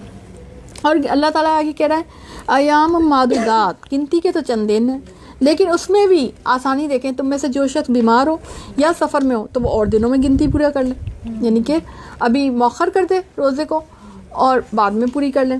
اور اس کی طاقت رکھنے والا فدیے میں ایک مسکین کو کھانا کھلا دیں، یعنی خوشی سے وہ کھانا کھلا سکتا ہے۔ پھر وہ جو شخص، اچھا اس میں یہ تھا کہ پہلے تو یہ بھی تھا، ابتدائے اسلام میں تو یہ تھا کہ بھئی اگر طاقت رکھنے والے ہیں تو ان کو یہ بھی رخصت دی گئی تھی کہ وہ روزہ اگر نہیں رکھ رہے تو وہ جو ہے نا کھانا کھلا دیں، لیکن اس کے بعد یہ حکم منسوخ ہو گیا تھا اور روزہ اب سب مسلمانوں پہ فرض ہو گیا، ٹھیک ہے۔ تو یہ اس میں یہ بات ہے۔ پھر جو شخص نیکی میں سبقت کرے وسیع کے لیے بہتر ہے تم، لیکن تمہارے حق میں بہتر کام روزے رکھنا ہے اگر تم با علم ہو، ٹھیک ہے۔ یہاں پہ یہ ہے، لیکن اس بعد میں منسوخ ہو گیا تھا وہ حکم کہ اب سب مسلمانوں کو روزہ رکھنا، ورنہ تو یہ ہوتا نا کہ بھئی جتنے پیسے والے لوگ ہیں وہ تو سب کا سب فدیہ دے دیں، ٹھیک ہے۔ تو یہ تھا ماہ رمضان، وہ ہے جس میں قرآن اتارا گیا اور جو لوگوں کو ہدایت کرنے والا، جس میں ہدایت کی اور حق و باطل کی تمیز کی نشانیاں۔ تم میں سے جو شخص اس مہینے کو پائے ویسے روزہ رکھے، ہاں جو بیمار ہے مسافر ہے اسے دوسرے دنوں میں گنتی ہوئی۔ اب ماہ رمضان میں ہی آپ کو پتہ ہے کہ ماہ رمضان میں ہی آپ کو پتہ ہے کہ قرآن اتارا گیا تھا، تو اس کی ایک یہ بھی تقدیس ہے جو کہ یہاں پہ بیان کی جا رہی ہے کہ شہر رمضان الذی انزل فیہ القرآن۔ تو اور آپ کو پتہ ہے کہ رسول اللہ صلی اللہ علیہ وسلم رمضان میں دورہ قرآن کرتے تھے، اور رمضان کا ایک اپنا ہی مزہ ہوتا ہے دورہ قرآن کا، آپ بے شک دوسرے مہینوں میں کر کے دیکھیں تو وہ آپ کو وہ چیز نہیں ملے گی۔ تو یہ سنت ہے ایک ادا جو کہ ہو رہی ہے۔ جب میرے بندے میرے بارے میں آپ سے سوال کرے تو آپ کہہ دیجیے کہ میں بہت ہی قریب ہوں، ہر پکارنے والے کی پکار کو جب بھی کبھی وہ پکارے میں قبول کرتا ہوں، اس لیے لوگوں کو بھی چاہیے کہ وہ میری بات مان لیں اور مجھ پر ایمان رکھیں۔ وَإِذَا سَأَلَكَ عِبَادِي عَنِّي فَإِنِّي قَرِيبٌ أُجِيبُ دَعْوَةَ الدَّاعِ إِذَا دَعَانِ فَلْيَسْتَجِیبُوا لِی۔ تو اسے بھی چاہیے کہ وہ بھی میری بات مانے، ٹھیک ہے نا۔ تو میرے بندے سوال تو کریں گے اللہ کے نبی صلی اللہ علیہ وسلم سے، اب نبی کیونکہ نبی ہے نا تو نبی سے پوچھا تو جائے گا رب کے بارے میں، تو جب بتائیں تعارف پوچھیں تو تعارف کتنا پیارا بتایا جائے کہ بس یہ بتا دیں کہ میں بہت قریب ہوں، تمہارے بہت قریب ہوں، اس بندے کو بتا دیں کہ تمہارے بہت قریب ہوں۔ اور جو کوئی پکارتا ہے یعنی پہلے ہی قریب ہوں، تو اتنا قریب ہوں کہ جیسے کوئی پکارتا ہے تو میں اس کی پکار کا جواب بھی دیتا ہوں۔ وہ قریب ہی ہوتا ہے وہی دے سکتا ہے نا، بھائی دور ہوگا تو وہ کیسے وہ کہے گا مجھے تو آواز ہی نہیں آئی۔ اب قربت کی بھی نشانی بتا دی، قربت کی بھی انتہا بتا دی کہ اتنا قریب ہوں، اگر تم پکارتے ہو تو میں تو پکار کا جواب دیتا ہوں، اور واقعی حقیقتاً جب کوئی دعا مانگتا ہے آپ کی دعا ایز اٹ از قبول ہو جاتی ہے، اور اس وقت ناشکرے لوگ کہتے ہیں ہائے ہائے کوئی اور دعا مانگ لے۔ تو اس لیے جب بھی دعا مانگے تو ساتھ میں نا وہ جو حسرتوں والی دعا ہے نا وہ مانگ لیا کریں تاکہ بعد میں آپ کو کاش نہ کہنا پڑے کاش میں دعا تو اگر آپ کو ہو کہ بھئی یہ دعا قبول ہی ہوگی، کوئی ایسا وقت ہے تو ساری دعائیں مانگ لیا کریں، بعد میں حسرتیں مانگ کیا کریں کہ یہ والی ہو گئی اور یہ، ٹھیک ہے۔ اور جب یہ دعا قبول ہو گئی تو وہ بھی دعا قبول ہو جائے گی، اور قبول بھی کرتا ہوں۔ آپ دیکھیں کیا قربت کی نشانی کہ ایک تو یہ کہ میں قریب ہوں، اتنا قریب ہوں کہ جب کوئی پکارے مجھے تو میں اس کی پکار کو سنتا ہوں، کسی اور سہارے کی ضرورت نہیں ہے، اور پھر نہ صرف یہ کہ سنتا ہوں بلکہ اس کو قبول بھی کر لیتا ہوں۔ اب لوگوں کو کیا چاہیے، اگر لوگ چاہتے ہیں کہ واقعی میں آپ کی دعا قبول کروں تو لوگوں کو چاہیے کہ وہ بھی تو میری بات مان لیا کریں، میرے بندے بن جائیں۔ بھئی تم میرے بندے بنو گے، اپنے بندے کی بات زیادہ اچھی لگتی ہے نا قبول کرنا۔ آپ دیکھیں دنیا میں جو آپ کا زیادہ تابع دار ہوتا ہے، اولاد ہو، ملازم ہو، کوئی بھی یا شوہر ہو، ٹھیک ہے، تو اگر آپ کا زیادہ تابع دار کوئی ہو تو آپ اس کی زیادہ آواز پہ بھاگ کے جائیں گے اور اس کی بات زیادہ رکھیں گے۔ تو یہاں پہ بھی آپ کو بندگی سکھائی جا رہی ہے، یعنی دعا سے پہلے بندگی سکھائی جا رہی ہے۔ دعا کے لیے آپ کو بھی تو بندہ بننا پڑے گا نا، بھائی اللہ کے بندے تو بنو، انسان سے بنو، ٹھیک ہے، کہ جب تم دعا مانگنے جا رہے ہو تو دو باتیں اس کی بھی تو مان لو۔ یہ تو نہیں ہو سکتا کہ تم اس کی تو مانو نہیں اور وہ تمہاری سنتا جائے، ہے نا۔ یعنی اس میں ایک طرح سے یہ بھی ہے کہ بے عمل انسان کی دعا ہو سکتا ہے نا قبول ہو اللہ کے ہاں، لیکن جو قرآن اور سنت پر عمل کرنے والا ہے اور اس کو اپنی زندگی میں اتارنے والا ہے تو امید ہے کہ اس کی دعا زیادہ قبول ہوتی ہوگی۔ اس سے یہاں پہ کہ جس کے اندر بندگی زیادہ، یعنی کہ جسٹ اس کا یوں سمجھ لیں کہ جس کے اندر بندگی زیادہ اس کی دعا کی قبولیت زیادہ، یہ ہے اصل میں اس میں جسٹ یہ بات بتائی گئی کہ اگر آپ کے اندر بندگی کا غالب ہے کہ جو اللہ نے کہہ دیا بس میں کر لوں، تو پھر آپ اس کا مطلب مستجاب الدعا بھی ہے پھر انشاءاللہ۔ یہ ہے بڑی پیاری بات ہے یہاں پہ۔ پھر آگے أُحِلَّ لَكُمْ لَيْلَةُ الصِّيَامِ الرَّفْثُ إِلَى نِسَائِكُمْ ہن لباس لکم و انتم لباس لہن. روزے کی راتوں میں اپنی بیوی سے ملنا تمہارے لیے حلال کیا گیا، وہ تمہارا لباس ہے اور تم ان کا یہ لباس ہو. شوہر اور بیوی کے تعلق کو شو کرنے کے لیے اس سے زیادہ خوبصورت آیت کوئی ہو نہیں سکتی کہ لباس سے تشبیہ دے دی گئی. راحت، سکون، پردہ رکھنے والی ایک چیز ہوتی ہے اور وہ ہوتا ہے لباس.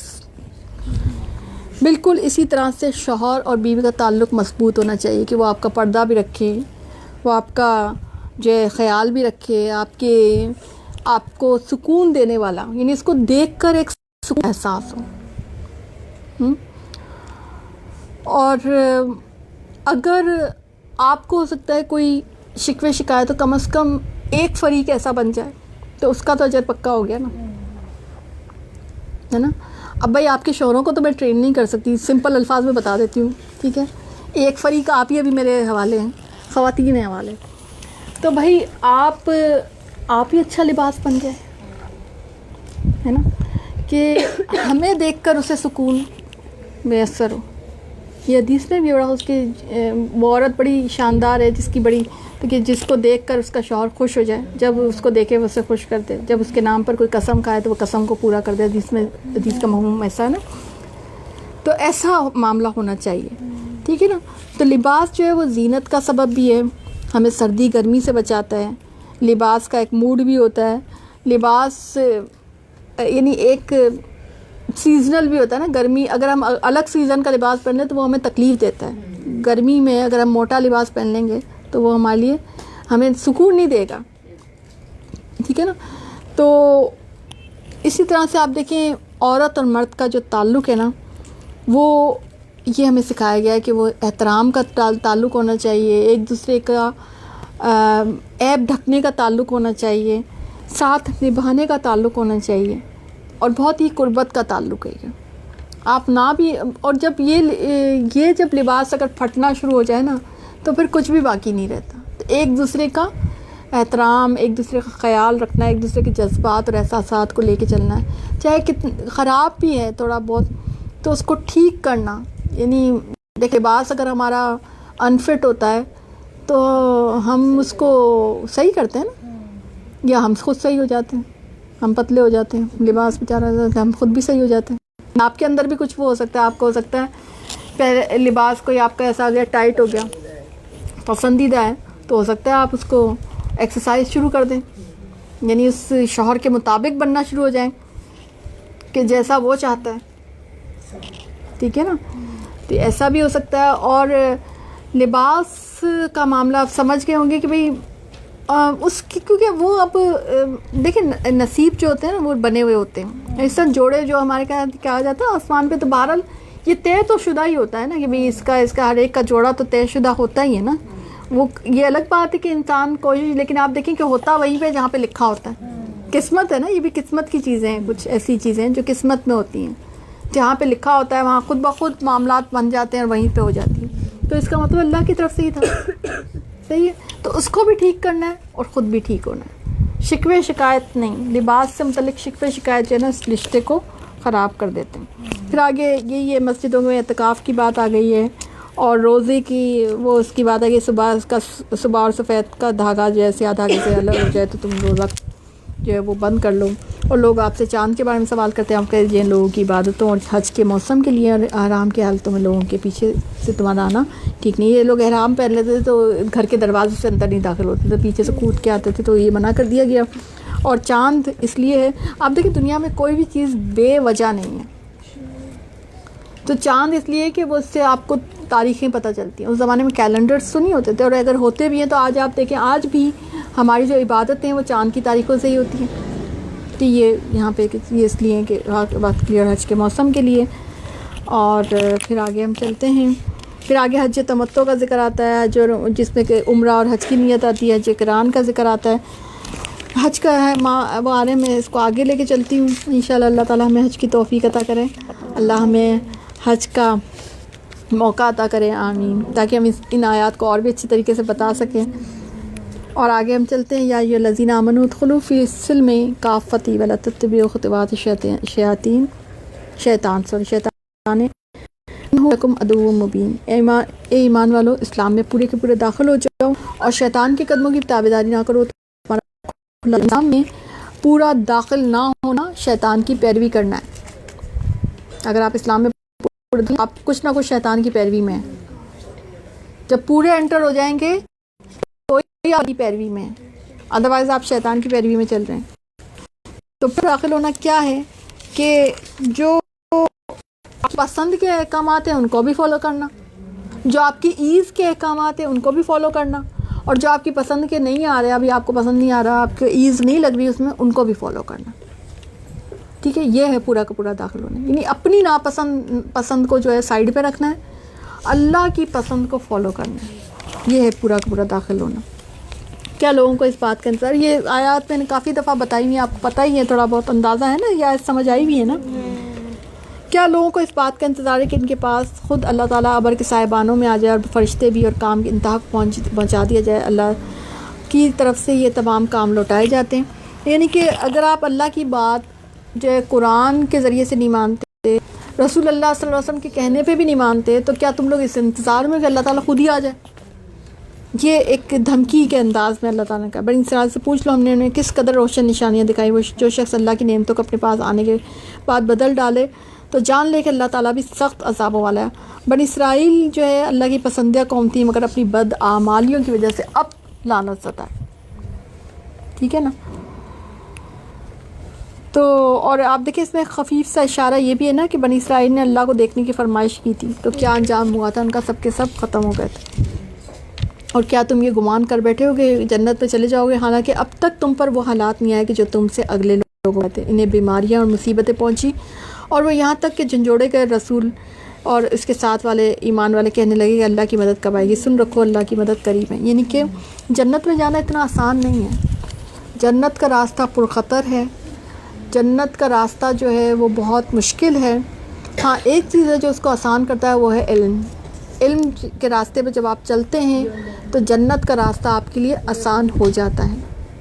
میں نے آپ کو اس کی ڈیٹیل بتائی تھی کہ جب علم کے راستے پہ ہوتے تو آپ کو پھر سمجھ آنی شروع ہو جاتی ہے, پھر آپ کو پتہ چل جاتا ہے کہ یہ چیز ہی میرے لیے بہتر ہے, تو آپ عقل کے ساتھ, علم کے ساتھ جو ہے نا اس پر عمل کرتے ہیں. اور آپ سے پوچھتے ہیں وہ کیا خرچ کریں, آپ کہہ دیجیے کہ جو مال تم خرچ کرو اپنے ماں باپ کے لیے, رشتہ داروں اور یتیموں اور مسکینوں اور مسافروں کے لیے, جو کچھ تم بھلائی کرو گے اللہ تعالیٰ کو اس کا علم ہے. ٹھیک ہے. یعنی کہ جو خرچ کا معاملہ ہے وہ بتا دیا گیا کہ آپ اپنے قرب سے خرچ کریں گے, جو بھی آپ کے اوپر جو فرائض ہیں وہ کریں گے, اور پھر اس کے بعد صدقات کی طرف جائیں گے. ٹھیک ہے. پھر آگے شراب اور جوئے کا مسئلے کے بارے میں آتا ہے. یسألونک عن الخمر والمیسر, لوگ آپ سے شراب اور جوئے کا مسئلہ پوچھتے ہیں, آپ کہہ دیجیے کہ ان دونوں میں بڑا گناہ ہے. لوگوں کو اس کے دنیاوی فائدے بھی ہو سکتے ہیں, لیکن ان کا گناہ ان کے نفع سے بہت زیادہ ہے. یہ ابتدائی حکم تھا شراب اور جوئے کا, اور اس کے بعد جو ہے آگے اس کو حرام ہی قرار دے دیا گیا. ٹھیک ہے. اور پھر آگے یتیم کے بارے میں کہ ان کے آپ کہہ دیجیے کہ ان کی خیر خواہی بہتر ہے, اور تم اگر ان کا مال اپنے مال میں ملا لو تو وہ بھی تمہارے بھائی ہیں. اصل میں ہوتا یہ تھا کہ یتیموں کا جب معاملہ آتا تھا تو وہ لوگ اتنا ڈرتے تھے, اور اتنا آپ دیکھیں کیسے شاندار لوگ تھے کہ ان کا کھانا بھی الگ پکاتے تھے کہ اگر کوئی یتیم زیر کفالت ہوتا تھا ان سے تو یہ بتایا گیا کہ ٹھیک ہے کھانا اگر اس میں ایک ساتھ پکا لیجیے تو ہر دن.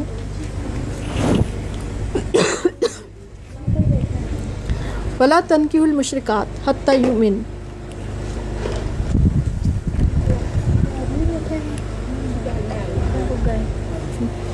اور شرک کرنے والی عورتوں سے تاوقتے کہ وہ ایمان نہ لائیں تم نکاح نہ کرو, اور ایماندار لونڈی بھی شرک کرنے والی آزاد عورت سے بہت بہتر ہے. بسم اللہ الرحمن الرحیم.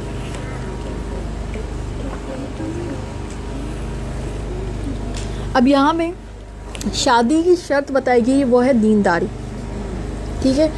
حدیث سے بھی پتہ چلتا ہے ہمیں کہ عورت سے 4 وجوہات کی بنا پر عموماً شادی کی جاتی ہے, یا تو اس کے مال و دولت, یا اس کی حسب نسب, یا اس کی خوبصورتی کی بنا پر, یا اس کی دینداری کی بنا پر. تو تم دیندار عورت سے شادی کرو, اور اگر ایسا نہ کرو گے تو تمہارے ہاتھوں پر مٹی لگے گی, یعنی کہ تم برباد ہو جاؤ گے. تو دینداری جو ہے, اور یہاں پہ آپ دیکھیں کتنی خوبصورت مثال دے گی کہ شرک کرنے والی عورت سے تاوقتے کہ وہ ایمان نہ لائیں تم نکاح ہی نہیں کرو, اور ایماندار اگر لونڈی بھی ہے تو وہ شرک کرنے والی آزاد عورت سے بہتر ہے. کتنی پیاری انداز سے بتا. اس کے بعد کیا ریزن رہ جاتی ہے؟ بہت سے لوگ کہتے ہیں جی اہل کتاب سے شادی کرنا جائز ہے. اہل کتاب سے اس زمانے میں ایک تو جائز تھی، یہ نہیں تھا کہ پسندیدہ، صرف جائز کی حد تک، اس میں بھی اہل کتاب سب توحید والے لوگ ہوتے تھے، یعنی کہ اللہ کو کم از کم ایک مانتے تھے، ٹھیک ہے. تو اس زمانے میں اب تو اہل کتاب میں شرک بہت زیادہ آ گیا، تو اہل کتاب کی عورت جب تک کہ توحید کی طرف نہیں آئے تو اس سے شادی نہیں کی جا سکتی. اور حضرت عمر کا ایک مجھے واقعہ یاد ہے کہ وہ گورنر ایک تھے، انہوں نے شادی کر لی تھی اہل کتاب سے، تو انہوں نے کہا تھا اس کو ڈیورس ہو،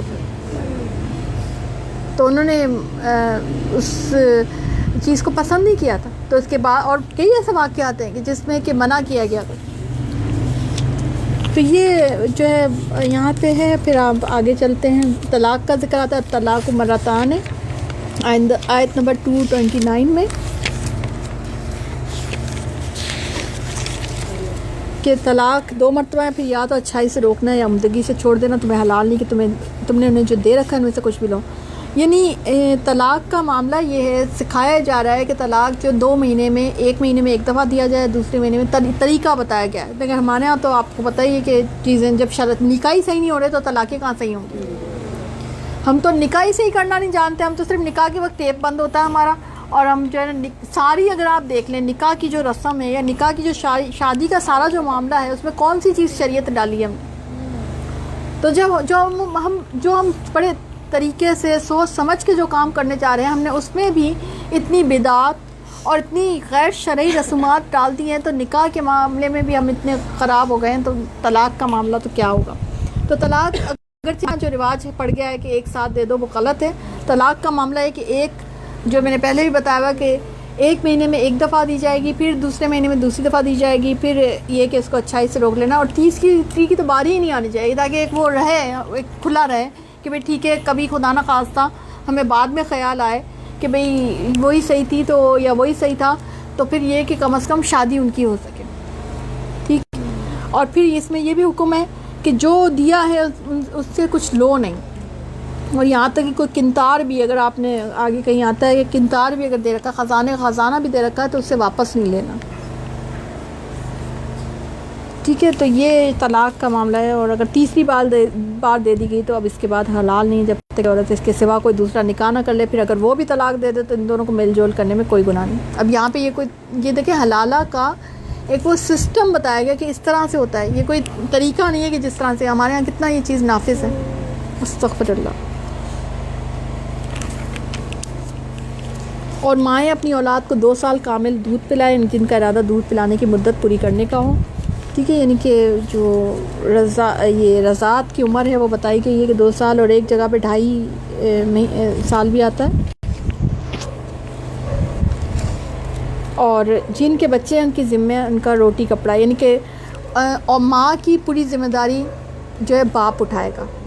یعنی اس بچے کی اس دوران وہ کوئی اور دوسرا کام، ایون یہاں تک کہ اسلام میں تو کہ اگر وہ اس کا خرچ لینا چاہے تو وہ خرچ لے سکتی ہے، لیکن یہ کہ اس کی کم از کم پوری ذمہ داری جو ہے وہ جو ہے باپ اٹھائے گا. آپ دیکھیں ہمارے معاشرے میں کتنی ایسی چیزیں ہیں کہ جو نہیں ہوتی.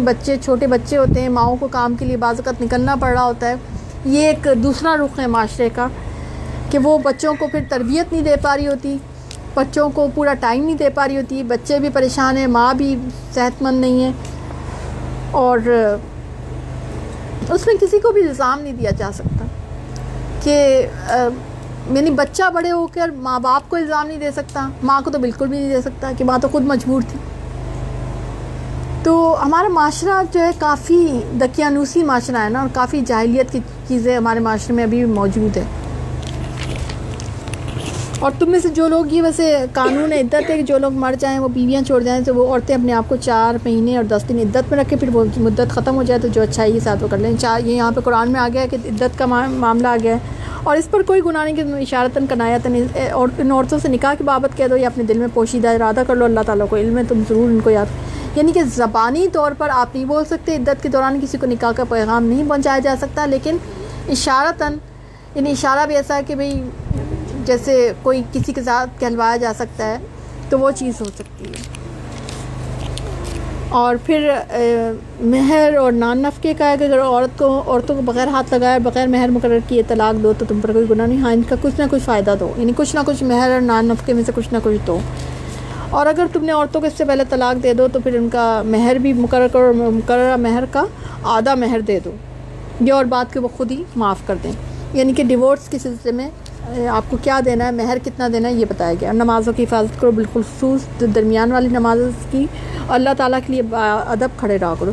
آپ دیکھیے طلاق کے معاملات، مہر کے معاملات، رضاعت کے معاملات نماز کی تاکید پہ جا کے ختم ہو رہے ہیں، کیونکہ نماز ہی وہ چیز ہے نا جو انسان کے اندر اتنا تقویٰ ڈال دیتی ہے، اتنی اخلاقی طور پہ اس کو کھڑا کر دیتی ہے کہ پھر وہ اللہ کی مرضی اور اللہ کے حکم پر پابند رہ سکتا ہے. ٹھیک ہے، اور ایسا بھی کوئی ہے جو اللہ کو اچھا کر دے، اللہ تعالیٰ سے بہت بڑھ چڑھ کر. اچھا دیکھیں، جو خالصتاً نیکی کے جذبے سے بے غرضانہ دیا جائے تو اللہ کے کاموں میں جو خرچ کیا جائے وہ اللہ اس کو اپنے اوپر قرض شمار کرتا ہے. اللہ کو قرض دینا کوئی قرض نہ دے سکتا ہے، نہ ہی کوئی ایسا معاملہ، لیکن اللہ تعالیٰ اس کو خود سے، کہ میں اس کا قرض کیا چیز ہوتی ہے جس کو واپس لوٹانا ہوتا ہے، اس لیے اللہ کو کہ میں تمہیں واپس اس کا اجر دوں گا ضرور.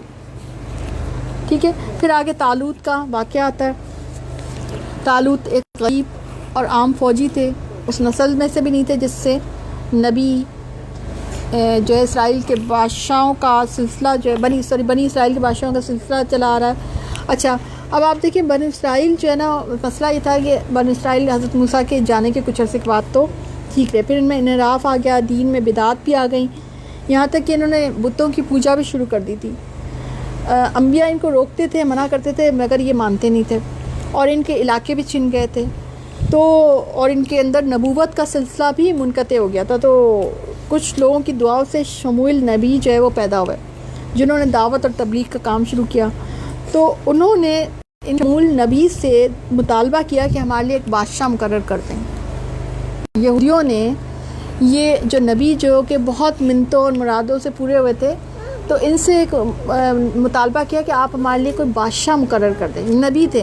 اچھا دستور یہ ہوتا ہے کہ جو نبی ہوتا ہے وہی سردار ہوتا ہے اور وہی بادشاہ ہوتا ہے، لیکن یہ اس بات کو نہیں مانے کہ آپ ہی سردار ہوں گے. آپ دیکھیں کہ جب نبی کریم صلی اللہ علیہ وسلم مدینہ ہجرت کر کے گئے تھے تو ان کو سردار مانا گیا تھا، اگرچہ تاج پوشی باقاعدہ طور پہ نہیں ہوئی تھی، مگر جس کی تاج پوشی ہو رہی تھی عبداللہ بن ابی کی، اس کی تاج پوشی روک دینا ایک بہت بڑا مظہر ہے اور ایک بہت بڑا اشارہ ہے اس میں کہ اب وہ سردار نہیں ہے، سردار نبی کریم صلی اللہ علیہ وسلم ہے. تو ایسا ہی ہوتا تھا کہ آپ حضرت موسیٰ علیہ السلام کا معاملہ دیکھ لیں، جب حضرت موسیٰ علیہ السلام فرعون سے نجات دلا کے تو جو بھی فیصلے کرتے، جو کچھ بھی کرتے، تو حضرت موسیٰ علیہ السلام اور حضرت ہارون علیہ السلام کا ہی معاملہ ہوتا تھا، وہی بادشاہ تھے، وہی سردار تھے. تو یہ اللہ کا سسٹم ہے. تو بہرحال انہوں نے بہت زیادہ ضد کی، تو انہوں نے جو ہے نا طالوت کو بادشاہ مقرر کر دیا. جو شموئیل نبی تھے، انہوں نے ان کا بادشاہ جو ہے وہ طالوت کو مقرر کر دیا. تو اس پر ان کو اعتراض ہوا کہ طالوت جو تھے وہ اس نسل سے نہیں تھے جو بنی اسرائیل میں بادشاہوں کا سلسلہ جو آ رہا تھا، اور ایک غریب سے ایک عام فوجی تھے.